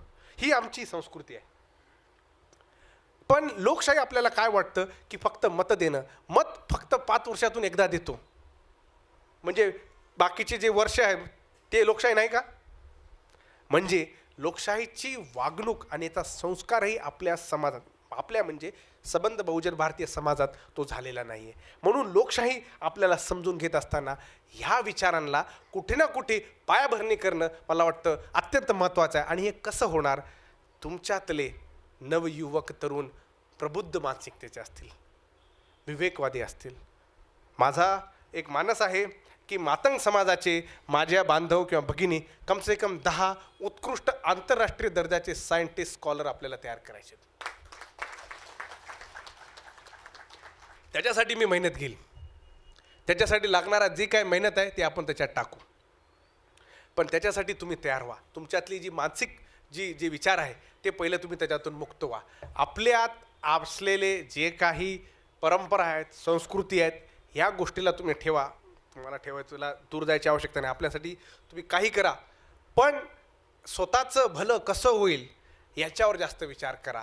आपल्यात काय असतं की माझं हारलेलं आहे, माझं काहीच भलं होणार नाही. आणि या मानसिकतेतून तो व्यक्ती समाजावर एका प्रकारची जबाबदारी ओझं होऊन जातो. आणि मग तो अनेकाला सांगतो हे होत नाही, हे होत नाही, हो होत नाही. आपल्याकडे सेलिब्रेटेड आदर्श सध्या नाही आहेत हवे तितके. म्हणून मला आमच्या समाजातून आपल्याला असे नवे आदर्श करायचे जे समाजाला पारदर्शक, जे समाजाला नीतिमान व समाजाला एक उत्कृष्ट वैचारिक नेतृत्व देतील. आणि त्या नेतृत्वाचे अनुकरण मग आमचा संबंध समाज करत राहील. अतिशय अतिशय याला सर जास्त वेळ लागणार नाही. जर आपण इन्व्हेस्ट केले आणि जर विचार केला की 5 वर्ष आम्ही काही पोरांना परदेशाचं शिक्षण द्यायला पाठवू. आमचे अण्णाभाऊ तर एवढे शिकू शकले नाही, पण अण्णाभाऊंच्या कार्यावर काम करणारे आम्हाला तर परदेशात भेटले. त्यांच्या साहित्यावरच नाही, पण त्यांच्या पूर्वजांच्या केलेल्या ज्या कामावर इथं जाऊन ते शही मारत असतील. अहो, आपण आपल्या समाजाचे लोक चंद्रावर का पाठवू नये? नवीन नवीन इथले अनेक नासा असो किंवा रशिया किंवा अनेक देशांच्या ज्या काही स्पेस एजन्सीज आहेत, तिथं आपला व्यक्ती का झाला नाही पाहिजे, हा विचार मला आपल्या समाजाच्या युवकांमध्ये टाकायचा आहे. जेणेकरून तुम्हाला हे लक्षात आलं पाहिजे की तुमचे प्रतीक तुम्ही स्वतःच बना. तुमच्याकडे असलेले जे प्रतीक आहेत ते कुठे ना कुठे प्रकारात त्यांची नाश झालेली आहे. सगळ्यांचीच अवस्था अशी नाही, पण जे प्रतीक तुम्हाला फेसबुकवर दिसतात, टी व्हीवर दिसतात, चांगल्या उत्कृष्ट मराठीत बोलत असतील, लिहित असतील, ते कधी कधी तुमचे प्रतीक होऊ शकत नाहीत. कारण ज्याचा स्वतःचाच ॲबिलिटी ऐपत जर एखाद्या कॉलेजपुरती असेल, ते प्रतीक तुमचे कसे होऊ शकतात? तुमचे प्रतीक कोण? नोबेल पुरस्कार विजेता. तुमचे प्रतीक कोण असले पाहिजे? तुमचे आदर्श कोण असले पाहिजे? तर व्यक्ती जो एका मोठ्या विद्यापीठाचा डायरेक्टर आहे, प्रेसिडेंट आहे. तुमचे आदर्श कोण असले पाहिजे? 1000 कोटीचा मालक असलेला एखादा व्यक्ती असला पाहिजे. तुमचे आदर्श एवढे मोठे ठेवा की तुम्ही त्यांचा विचार जरी केला तर लोक तुम्हाला मूर्खात काढले पाहिजे. आणि जेव्हा लोक मूर्खात काढतील, तुम्हाला याची सर्टिफिकेट आलं पाहिजे की माझा आदर्श असा निवडला, या आजूबाजूच्या मूर्खांना काहीच कळत नाही. कारण तुम्ही जे राखता, तुम्ही असायलम मानसिक रूपाने रोगी असलेल्या समाजात आहात. आणि ज्याने फक्त स्वतःचं काय भलं झालं नाही आणि दुसऱ्याचं होत नाही हे निष्ठेने मांडलं, तुम्हाला जर हे तोडायचं असेल तर तुम्हाला स्वतः आदर्श व्हावं लागेल. आणि ते होण्यासाठी माझ्या परीने किंवा अनेक परीने आपण एक उपक्रमच सुरू केला आहे. आपला उपक्रमच असा आहे की जगाच्या टॉप 25 विद्यापीठात बहुजन समाजाचे पोरपोरी पाठवायचे. आणि 2 वर्षापासून आपण ते सुरू केलेलं आहे आणि ते जातात. यावर्षी हार्वर्ड विद्यापीठामध्ये आपला पोरगा प्रणय पाटील नावाचा शिकतोय, शेड्यूल कास्टचा आहे. हार्वर्ड विद्यापीठामध्ये फुल स्कॉलरशिप त्याला सरकारने दिली. 2ऱ्या-3ऱ्या नंबरवर कोलंबियासारख्या विद्यापीठात. एकेकाळी कुठं माहीत होतं सर? आता आम्ही हार्वर्ड, कोलंबिया, मोठमोठे विद्यापीठं तुमच्या दारापाशी आणतोय. तुम्ही फक्त पहिलं पाऊल उचला. बाकीचं होणारा जो बदल आहे तो सामाजिक बदल तुम्हाला घेऊन जाईल, याच्यात तुम्हाला कुठंही शंका असली नाही पाहिजे. आणि हे करत असताना आपल्याला कुठं ना कुठं आपल्यात असलेलं जे न्यूनगंड आहे, त्या न्यूनगंडावर मात कशी करायची? आपल्याला काय असतं, आपल्याला वाटतं ते न्यूनगंडावर मात करायची तर आपल्या महापुरुषांच्या फोटोकडे बघायचं, त्यांच्याकडे आदर घ्यायचं. त्यांच्या जीवनात एवढं काही त्यांनी, आता विचार करा, अहो पुण्यासारख्या ठिकाणात महात्मा फुले जाऊन सत्यशोधक विचाराची मांडणी करतात, ब्राह्मणवादा विरोधात खुलेआम लढतात. तो माणूस किती जिगरबाज असेल? महात्मा फुलेंचं बघा, बाबासाहेबांचं बघा. तिथं संविधान सभेमध्ये तुमच्या आमच्या सगळ्या देशाचं भविष्य लिहिताना त्यांच्या आजूबाजूला काय आय लव्ह यू म्हणणारे होते काय लोक? वेळोवेळी विरोध करणाऱ्यांनी प्रत्येक आर्टिकल जे जो त्यांनी मांडला त्यांना उत्कृष्टपणे कॉन्स्टिट्यूशन असेंब्ली डिबेट्समध्ये बघा तुम्ही. त्याच्यामध्ये बाबासाहेब कशा प्रकारे प्रत्युत्तर देतात, त्याच्यात वादविवाद करतात. आणि काही जे ज्यांच्याने शक्य होईल ते महत्त्वाचे कलम आपल्या हक्कासाठी, म्हणजे या देशामध्ये, आपल्या देशामध्ये आपलंच एका प्रकारे अस्तित्व आणि वर्चस्व राहिलं पाहिजे त्याच्यासाठी विचार करतात. आंबेडकरांचा विचार जो आहे तो भारताच्या सबंध बहुजन समाजाने समजला पाहिजे. आंबेडकरांचा विचार काय? आंबेडकर म्हणतात जोपर्यंत राजकीय ताकद तुमच्यापर्यंत येणार नाही, तुम्ही काही जरी करा, तुम्हाला 1.5 पिढ्या 2 पिढ्या घालवाव्या लागतील. अहो फक्त नाम बदलायसाठी तुम्हाला इथल्या राजकारणी घराणा इथल्या रुलिंग क्लासकडे तुम्हाला जावं लागलं, तरी तुम्हाला हवं ते बदल झाला नाही. आणि तुमची सत्ता असल्यावर तुम्ही काय करू शकता याचा जर उत्कृष्ट नमुना बघायचा असेल तर उत्तर प्रदेशमध्ये जाऊन 4 वेळा मुख्यमंत्री असलेली मायावतीचं सरकार बघा. अहो तुमचे प्रत्येकाचे बिल्डिंग तिथं घरं आहेत, त्यांच्या नावाने जिल्हे आहेत. सत्ता जोपर्यंत तुमच्यात येणार नाही, आणि तो कॉन्फिडन्स बाबासाहेब आंबेडकरांनंतर फक्त एक माणूस घेऊ शकला, त्याचं नाव आहे पंजाबचा कांशीराम. कांशीराम तुमच्या आमच्या समाजातला, सबंध बहुजन समाजातला एकमेव असा विचारवंत, असा नेतृत्व आहे ज्यानं म्हणलं माझ्या समाजाचा प्रधानमंत्री करतो, माझ्या समाजाचा प्रधानमंत्री करतो. एकही पक्ष दाखवा मला कांशीराम शिवाय ज्यानं म्हणलं असेल. ते म्हणते नगरपालिकेत 1 सीट भेटली पाहिजे. अहो ज्याची लायकी नगरपालिकेपर्यंत तुम्हाला मर्यादित ठेवणारी आहे, अशा मूर्खांच्या नादी कशाला लागता? अशा विचारधारेत जा जेथं तुमच्या पूर्वजांनी तुम्हाला संसदेचे दारं खुले केलेले आहेत आणि ते दारं मोकळे करून देण्यासाठी बाबासाहेबांनी जे उपक्रम केलेत त्याच्यावर, त्याच्या मार्गावर जाणाऱ्या लोकांचं तुम्ही बघा, तिथं दरवाजा ऑलरेडी खोलून ठेवलेला आहे. आपल्याला दरवाजा देण्याच्या ऐवजी आपल्याला म्हणतात हे घे, 1-2 कॉन्ट्रॅक्ट देतात आणि आपल्याला एखादा नशेची गोळी देऊन जसं गुंग करण्यात येतं तसं अख्ख्या पिढीला व्यवस्थेनं राजकीय दृष्टिकोनातून गुंग केलेला आहे. त्याच्यामुळं आपला समाज आंबेडकरवादी म्हणून घेतो, पण भारताच्या सत्तेवर माझे राज्य आणेल हे कधीच विचार करत नाही. आणि म्हणून तुम्ही इथं बसलेले जे काही लोक आहेत, तुम्ही विचार करा 24 मध्ये माझा व्यक्ती प्रधानमंत्री कसा होईल, माझ्या ऐपतीवर कसा होईल, माझ्या ताकदीवर कसा होईल. अहो किती दिवस, आणि व्हायचंच नाही. तुम्ही दुय्यम दर्जाचे नागरिक नाही ना. एका म्हणजे तुम्हाला माहीत आहे, आणि कांशीरामचं खरंच कौतुक करावं तेवढं कमी आहे, आपली रिपाई बनली, बाबासाहेबांनी त्याचा मसुदा तयार केला, पण बाबासाहेब नव्हते ते गठीत करायला. त्याच्यासाठी अनेक लोकांनी रिपाई बनवल्या, चांगल्या बनवल्या, लोकल लेवलवर बनवल्या, गल्ली बोळाच्या लेवलवर बनवल्या, राष्ट्रीय बनवल्या, ज्या काय बनवल्या चांगल्या बनवल्या. आता ह्या रिपाईच्या लोकांनी, विशेषतः दादासाहेब गायकवाड एवढं मोठं नेतृत्व आमच्या समाजात भूमिहीनांसाठी, गरिबांसाठी तत्परतेनं निष्ठेनं आंदोलन करणारं एकमेव नेतृत्व बाबासाहेबांच्या नंतर म्हणजे दादासाहेब गायकवाड. नाशिकचे होते, शेत जमीन होती त्यांच्याकडे, एवढा धोतर घालून जायचे, त्यांच्यावर लोकांनी खूप आरोप वगैरे केले, त्यांच्यावर खूप टीकाही केल्या. पण दादासाहेब गायकवाड काय करतात, जेव्हा काँग्रेससोबत युती करायची राहती तर 1 सीट युती केली 1 सीटसाठी आणि बाकीच्या सीट काँग्रेसवाल्यांना दिल्या. किती मोठा अपमान आंबेडकर अस्मितेसाठी आहे. दादासाहेब गायकवाडांचं याच्यात कमीपणा नाही आहे, त्यांचं सामाजिक आंदोलन खूप महत्त्वाचं आहे आणि त्यांना ज्या काय कॉम्प्रोमाइज कराव्या लागतील त्या कराव्या लागतील, त्याचा असू द्या. पण हा किती मोठा आपल्या अस्मितेला लागणारा हा शब्द आहे, हा वाक्य आहे, हे कृत्य आहे. कांशीराम काय करतात, ते बदला इथं झालेला आहे. ते जातात उत्तर प्रदेशमध्ये, ज्याला जिंदगीभर शिव्या दिल्या अशी कोणती पार्टी, काँग्रेस.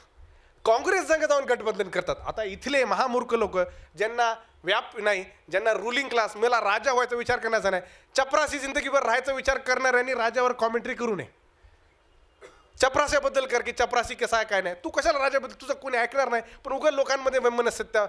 इथले मूर्ख ज्यांना कळालं नाही की या व्यक्तीला राजा बनवण्याचे स्वप्न दाखवतोय, आमच्यातला कोणीच दाखवलं नाही, तो व्यक्ती जाऊन काँग्रेससोबत अलायन्स करतो आणि लोक म्हणायला लागले हा बघा, हे बघा काँग्रेसला शिवा देणारे आता जाऊन काँग्रेसमध्ये अलाय केले. कांशीराम साहेबांनी 150 सीटा दिल्या, बाकी 350 स्वतःकडे घेतल्या आणि तिथं म्हटलं बाबा साहब अम्बेडकर का बदला कांग्रेस ने जिस तरह से, मैंने महाराष्ट्र में जिस तरह से बाबा साहब अम्बेडकर का जो अपमान किया था उसका बदला मैंने कांग्रेस को आधे से कम सीट देकर लिया है.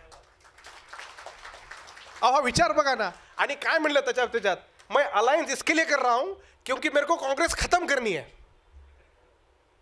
अहो असा विचार कोणी करते काय? आपले लोक आबा बाबा साहेबाची चप्पल पडली म्हणून असे सुपरमॅन सारखे डाई मारून पकडणारे लोक, रामदेव सारखे वेगवेगळे योगासनं करणारे लोक, तो माणूस काय म्हणतो, कांशीराम म्हणतो बाबासाहेबांचा जो अपमान झाला होता तिथं मी यूपी मध्ये काँग्रेसचा घेतोय, त्यांना अर्ध्यापेक्षा अर्धे सीट देतोय आणि हेही सांगू इच्छितो काँग्रेसला मला यूपीतून खतम करायचंय. राहुल गांधीनं 1.5 वर्षाआधी दलित पुस्तकाचं एक विवेचन केलं, त्याच्यात माझा चॅप्टर होता. राहुल गांधी काँग्रेसचा तेव्हाचा ऑनररी अध्यक्ष होता, त्यानं दिल्लीच्या पुस्तक लॉन्चमध्ये म्हणला कांशीरामनं काँग्रेस यूपीमधून खतम केली.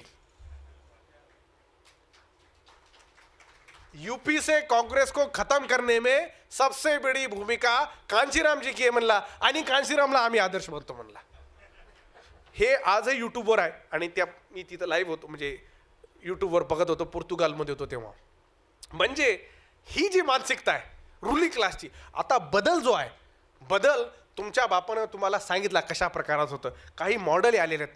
असा बदल, असा विचार करणारे आपल्याकडे वैचारिक नाहीत का? आपल्याकडे हमेशा काय असतं सिद्धे सर, कांबळे साहेब, आपल्या काय असतं, आपला सगळ्यात मोठा टाइमपास काय असतं माहिती आहे का? सगळ्यात मोठा टाइमपास आपला, ते तसं करत नाही, ते बरोबर नाही. आपल्या लोकांचा सगळ्यात मोठा टाइमपास दुसऱ्याच्या उणिवा एवढ्या काढत बसतात, जर यांना जर एखाद्या विषयाचं साहित्य समीक्षण करायला सांगितलं, चांगले साहित्य समीक्षण होऊ शकतात. पण दुसऱ्यातला आणि दुसरे म्हणजे आपल्यातल्याच उणिवा करण्यात यांचे दिवस रात्र वेळ जातो. आपल्याच लोकांचे असलेले जे काही त्यांच्यात असलेले जे काही मतभेद आहेत त्याच्यात फुटी पाडण्यात सगळ्यात जास्त काम आपला जो म्हणलेला आहे खिशाने भिकारी आणि मनानं अविचारी व्यक्ती करत असतो. मग आपल्याला काय असतं, एक नेगेटिव्ह कोणतरी म्हणतं, तो नेता असा आहे, ती नेत्री अशी आहे, ती बाई तशी आहे, तो माणूस तसा आहे. आपण तर लय हुशार, आपल्याला दुसरा प्रश्न विचारायची सवय नाही. हो ठीक आहे म्हणता. एखाद्याने काही म्हटलं मला आणि आपल्याकडे काय स्कॅन्डल नावाचा जो प्रकार आहे, स्कॅन्डल, आपल्याला अशा गोष्टी जसं म्हटलं ना, ॲक्सिडेंट झाला की सगळे जाऊन पाहायला बघतात काय झालं, तसंच एखाद्याने काय म्हटलं तर आपण हो ठीक आहे, आणि त्याची पडताळणी न करता दुसऱ्याला सांगतो. आपल्या समाजानं आपल्या समाजाच्या नेतृत्वाविरोधात पब्लिकली कधीच बोललं नाही पाहिजे. तुमच्यात ज्या तुम्हाला वाटतंय, कारण तिथली व्यवस्था ऑलरेडी त्याला मारायली, तुम्ही जाऊन कशाला आग ओकता. तुमच्यात जे तुम्हाला वाटत असेल माझं नेतृत्व ठीक करत नाही आहे, ते आपल्या प्रायव्हेट मिटिंगमध्ये म्हणा, आणि विशेषतः ब्राह्मणवाद्याच्या मनुवाद्यांच्या प्लॅटफॉर्मवर तर जाऊन म्हणूच नका. आता खूप वेळा काय झालं, आपल्याकडे काय असतं, आपली सत्ता नाही आहे आणि आपल्यात सत्ता आपली असली पाहिजे ते स्वप्नही नाही आहेत. त्याच्यामुळे आपण काय करतो, थोडं जे भेटेल ते करतो बुवा, आणि याच्यातून समाजामध्ये काय झालं आहे, समाजामध्ये अचानक भीती निर्माण झाली आहे. आता शिंदे सर समजा उद्या काय केले, तुम्हाला सांगितलं होतं या पक्षाचे आहेत तुम्हाला, आपल्यामध्ये जे फायनल स्टेटमेंट देतात. अहो पण आता तुम्ही बघा, ब्राह्मण किती हुशार वर्ग आहे. ब्राह्मणाकडचं एक विचार करा, ब्राह्मण बसपामध्ये आहे, कामं करून घ्यायचे ना तुम्हाला तुमच्या समाजाचे, ज्या व्यवस्थेमध्ये अवस्थेमध्ये करायचे ते करून घ्या, तुम्हाला ज्या पक्षात राहायचं पक्षात करून घ्या, पण माझ्या समाजाचं नेतृत्व हा भारताचं राज्य केलं पाहिजे, कारण जांबूद्वीपावर तुमच्याच पूर्वजांचा राज्य होता आणि भारतीय संविधान हे नवीन जांबूद्वीप बनवलंय, म्हणूनही साहजिकच या भारतीय संविधान या देशावर तुमचाच राज्य असलं पाहिजे. आता खूप लोकांना विचार येत नसेल राज्य कसं आणायचं. अहो राज्य आणून दाखवले ना, टेम्पलेट आहेत आपल्याकडे उदाहरणं आहेत, आपल्याकडे अनेक प्रकारचे फंडे आहेत, आणि सगळ्यात सक्सेसफुल बहुजन राजकारणाचं आउटपुट जर कोणी दिलं ते बसपा बामसेफने दिलेलं आहे. आता तुम्ही त्याच्यातले नावं काढा, त्याचे 17 बामसेफ झाल्या, सगळ्या BSP झाल्या, अहो नावं काढा ना, नावं काढायला काही हरकत नाही, पण त्याच्यात असलेले त्यांनी जे आउटपुट दिलं आहे त्याच्याकडे लक्ष देऊ शकता की नाही. कसं केलं बा, तुम्हाला सांगू काय, काँग्रेसची पार्टी बामसेफचे मॉडेल स्वतःचे काढायला शिकवत असते, हे तुम्हाला माहीत नसेल, मला माहीत आहे. म्हणजे बामसेफ कशी तयार होत आहे, आणि जर संघाला जर खरंच हरवायचं असेल तर भारतभरामध्ये त्या प्रकारचं संघटन असलेलं मला तरी माहीत नाही दुसरं कोणतं संघटन आहे बामसेफच्या शिवाय. तुमचे लोकल नेते आहेत ना, आता आपलं काय असतो, साहजिकच आहे, आपण लातूरपुरता विचार करतो, लातूरच्या एका गल्लीपुरता विचार करतो, लय तुला विचार केला एखादी आमदार सीट भेटली पाहिजे. एक काँग्रेसचं आपल्याकडे नेतृत्व एक आलं मला भेटायला आपल्या समाजाचं, त्याचं स्वप्न एकच आहे, स्वप्न आहे मला नांदेडचा महापौर व्हायचं. त्याच्या ऐपतीनुसार केलं, पण तिथं आमच्यासारखा म्हणतो मुख्यमंत्री का नाही, प्रधानमंत्री का नाही. अरे ते विचार तर करा. कसं आहे, जर तुम्ही वरून पडल्या तर ॲटलिस्ट म्हणता येते प्रधानमंत्रीच्या शरीरात लढायला गेलं तर बुवा.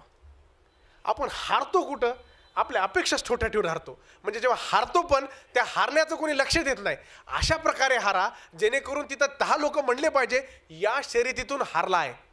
अशा शर्यतीतून हारू नका, तिथं तुम्हाला ते कोणी विचारणारे नाही. हा जो विचार आहे, परिवर्तनवादी विचार आहे, हा आपल्याला फुले आंबेडकर, अण्णाभाऊ साठे यांच्या चळवळीतून प्रेरणादायी आहे.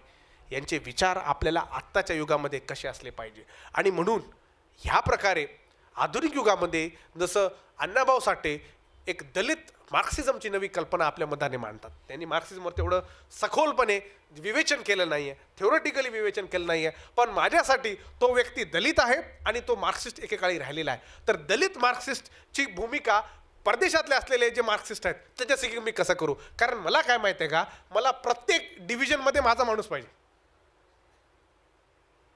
म्हणजे फक्त एक विचारच पूर्णत्व आपल्याला मार्ग देईल अशी कल्पना चांगली आहे.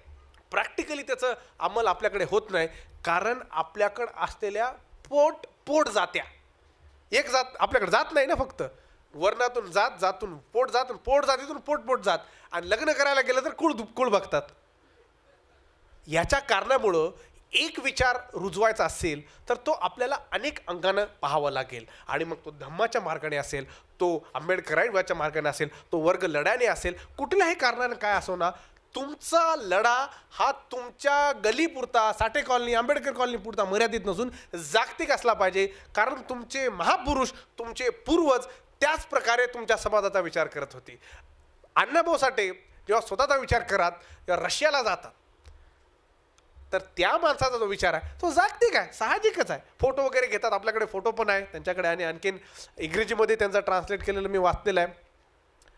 आणि जेव्हा अण्णाभाऊ साठे आपल्याला या पटलावर दिसतात तर त्यांच्या सुवर्ण महोत्सवी, सुवर्ण जन्मशताब्दीच्या निमित्तानं इंग्रजी माध्यमामध्ये फक्त एक लेख अण्णाभाऊ साठेंवर आला आणि तो लेख सूरज एकडेने इंडियन एक्सप्रेसला लिहिला. आणि त्या लेखामध्ये अण्णाभाऊ काय आहेत हे आज जगाला इंट्रोड्यूस केलं. कारण खूप ठिकाणी अण्णाभाऊ साठेंचं साहित्य मराठीत असल्यामुळं खूप ठिकाणी त्यांचं साहित्य पोचलेलं नाही आहे. पण आता कमिटीनं सांगितलं आहे की त्यांच्या भाषांतरामध्ये अपेक्षा आहे की चांगल्या उत्कृष्ट दर्जाचं त्याचं भाषांतर होईल आणि त्याच्यानंतर मग अण्णाभाऊ साठे आम्हाला पोचवायला खूप मजेदार येईल. कारण एवढं तुफान लेखन आहे, एवढं मजेशीर आहे आणि एवढं तुम्हाला तळपळणार आहे तर जगामधला असलेला दलित अण्णाभाऊ साठेला आपला आदर्श मानेल. कारण अण्णाभाऊ साठे हे दलितांच्या विवेचना मांडतात तर जगभरातले दलित देखील त्यांच्याकडे वर पाहतात. आणि अण्णाभाऊ साठे का तर अरे माझ्या घरचा माणूस आहे. अण्णाभाऊ साठे का कोण्या पाटलाला, कोण्या देशपांड्याला, कोण्या डांगीला काय घेऊन जाऊ. इथला अनुभवी व्यक्ती त्याच्या अनुभवातून जेव्हा लिहितो तेव्हा त्या ओरिजिनॅलिटी जी असते, त्याची जी धमक असते ते आपण फक्त अनुकरण म्हणून साहित्याच्या विश्वात जेव्हा अण्णाभाऊचा उल्लेख करण्यात येतो प्रत्येक त्यांच्यावर भाष्यकार करणारा व्यक्ती सांगतो अनुभवातून समाज वास्तव्य मांडलेला व्यक्ती आहे.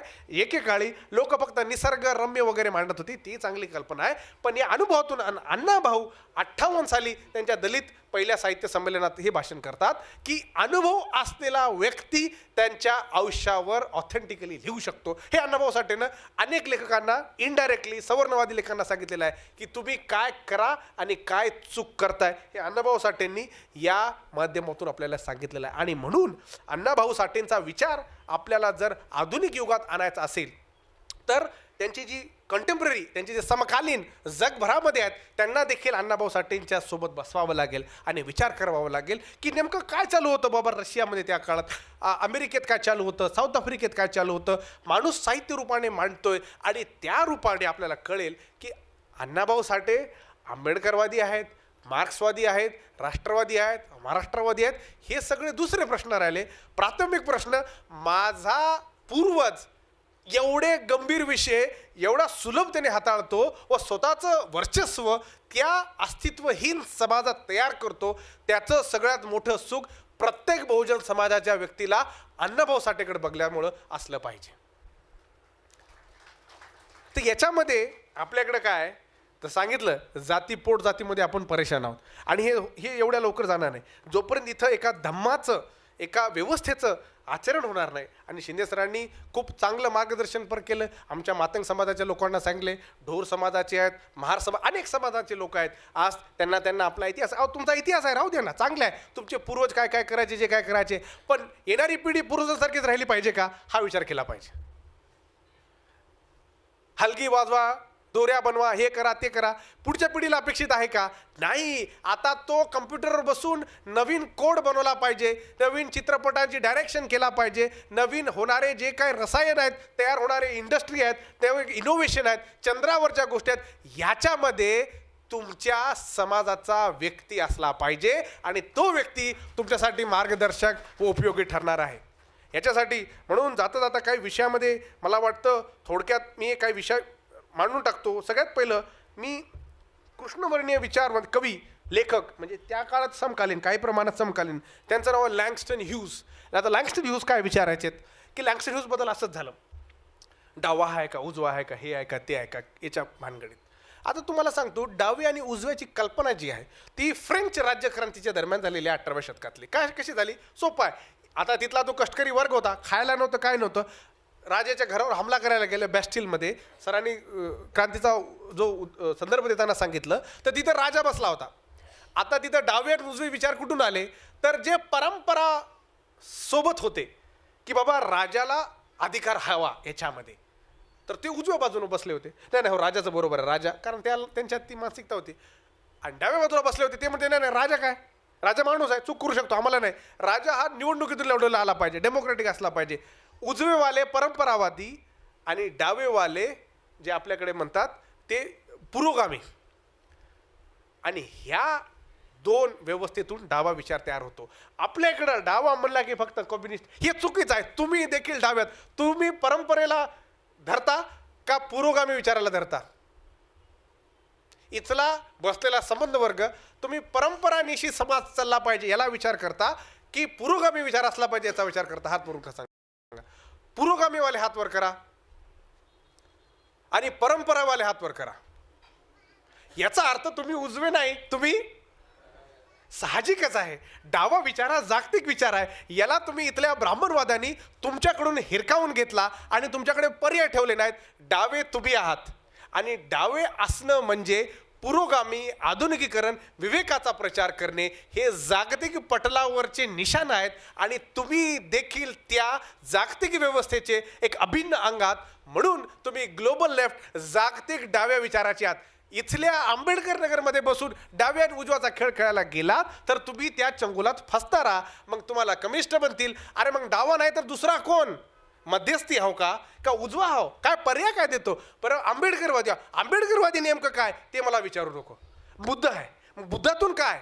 याच्यामुळं या चंगुलात फसण्यापेक्षा हे जे दोन विभाग झालेले आहेत, जे 18व्या शतकापासून, आणि बाबासाहेबांनी फ्रेंच रेव्होल्युशनचा चांगलाच बारकाईने अभ्यास केला होता, म्हणून तुम्ही स्वतःला समजून घ्या. डावा विचार म्हणजे गरीब कष्टकरी समाजाला न्याय देण्याचा, शोषणाला खतम करण्याचा व इथली असलेली एकाधिकारशाही आणि इथं लोकशाही आणण्याचा विचार आहे, जो म्हणतो राजाला चुप बस, तुझी अवकात आमच्या पुढे काही नाही, आणि उजवाला म्हणतो राजा आमचा देव आहे. आता तुम्ही विचार करा, तुम्ही इथले असलेले शोषण करणाऱ्या लोकाला देव मानता की इथल्या असलेल्या गुन्ह्या गोविंदानं कष्ट करणाऱ्या लोकांना आपले मानता?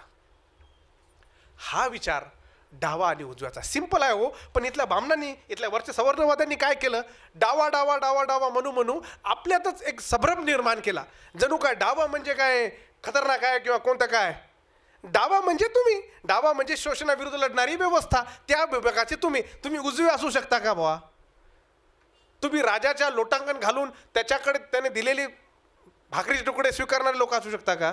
अहो तुम्ही स्वाभिमानी लोक, तुम्ही एखाद्याच्या असलेली व्यवस्था तुम्हाला ज्या प्रकारे अन्याय करेल त्याचा स्वीकार करणारे तुम्ही लोक आहात का?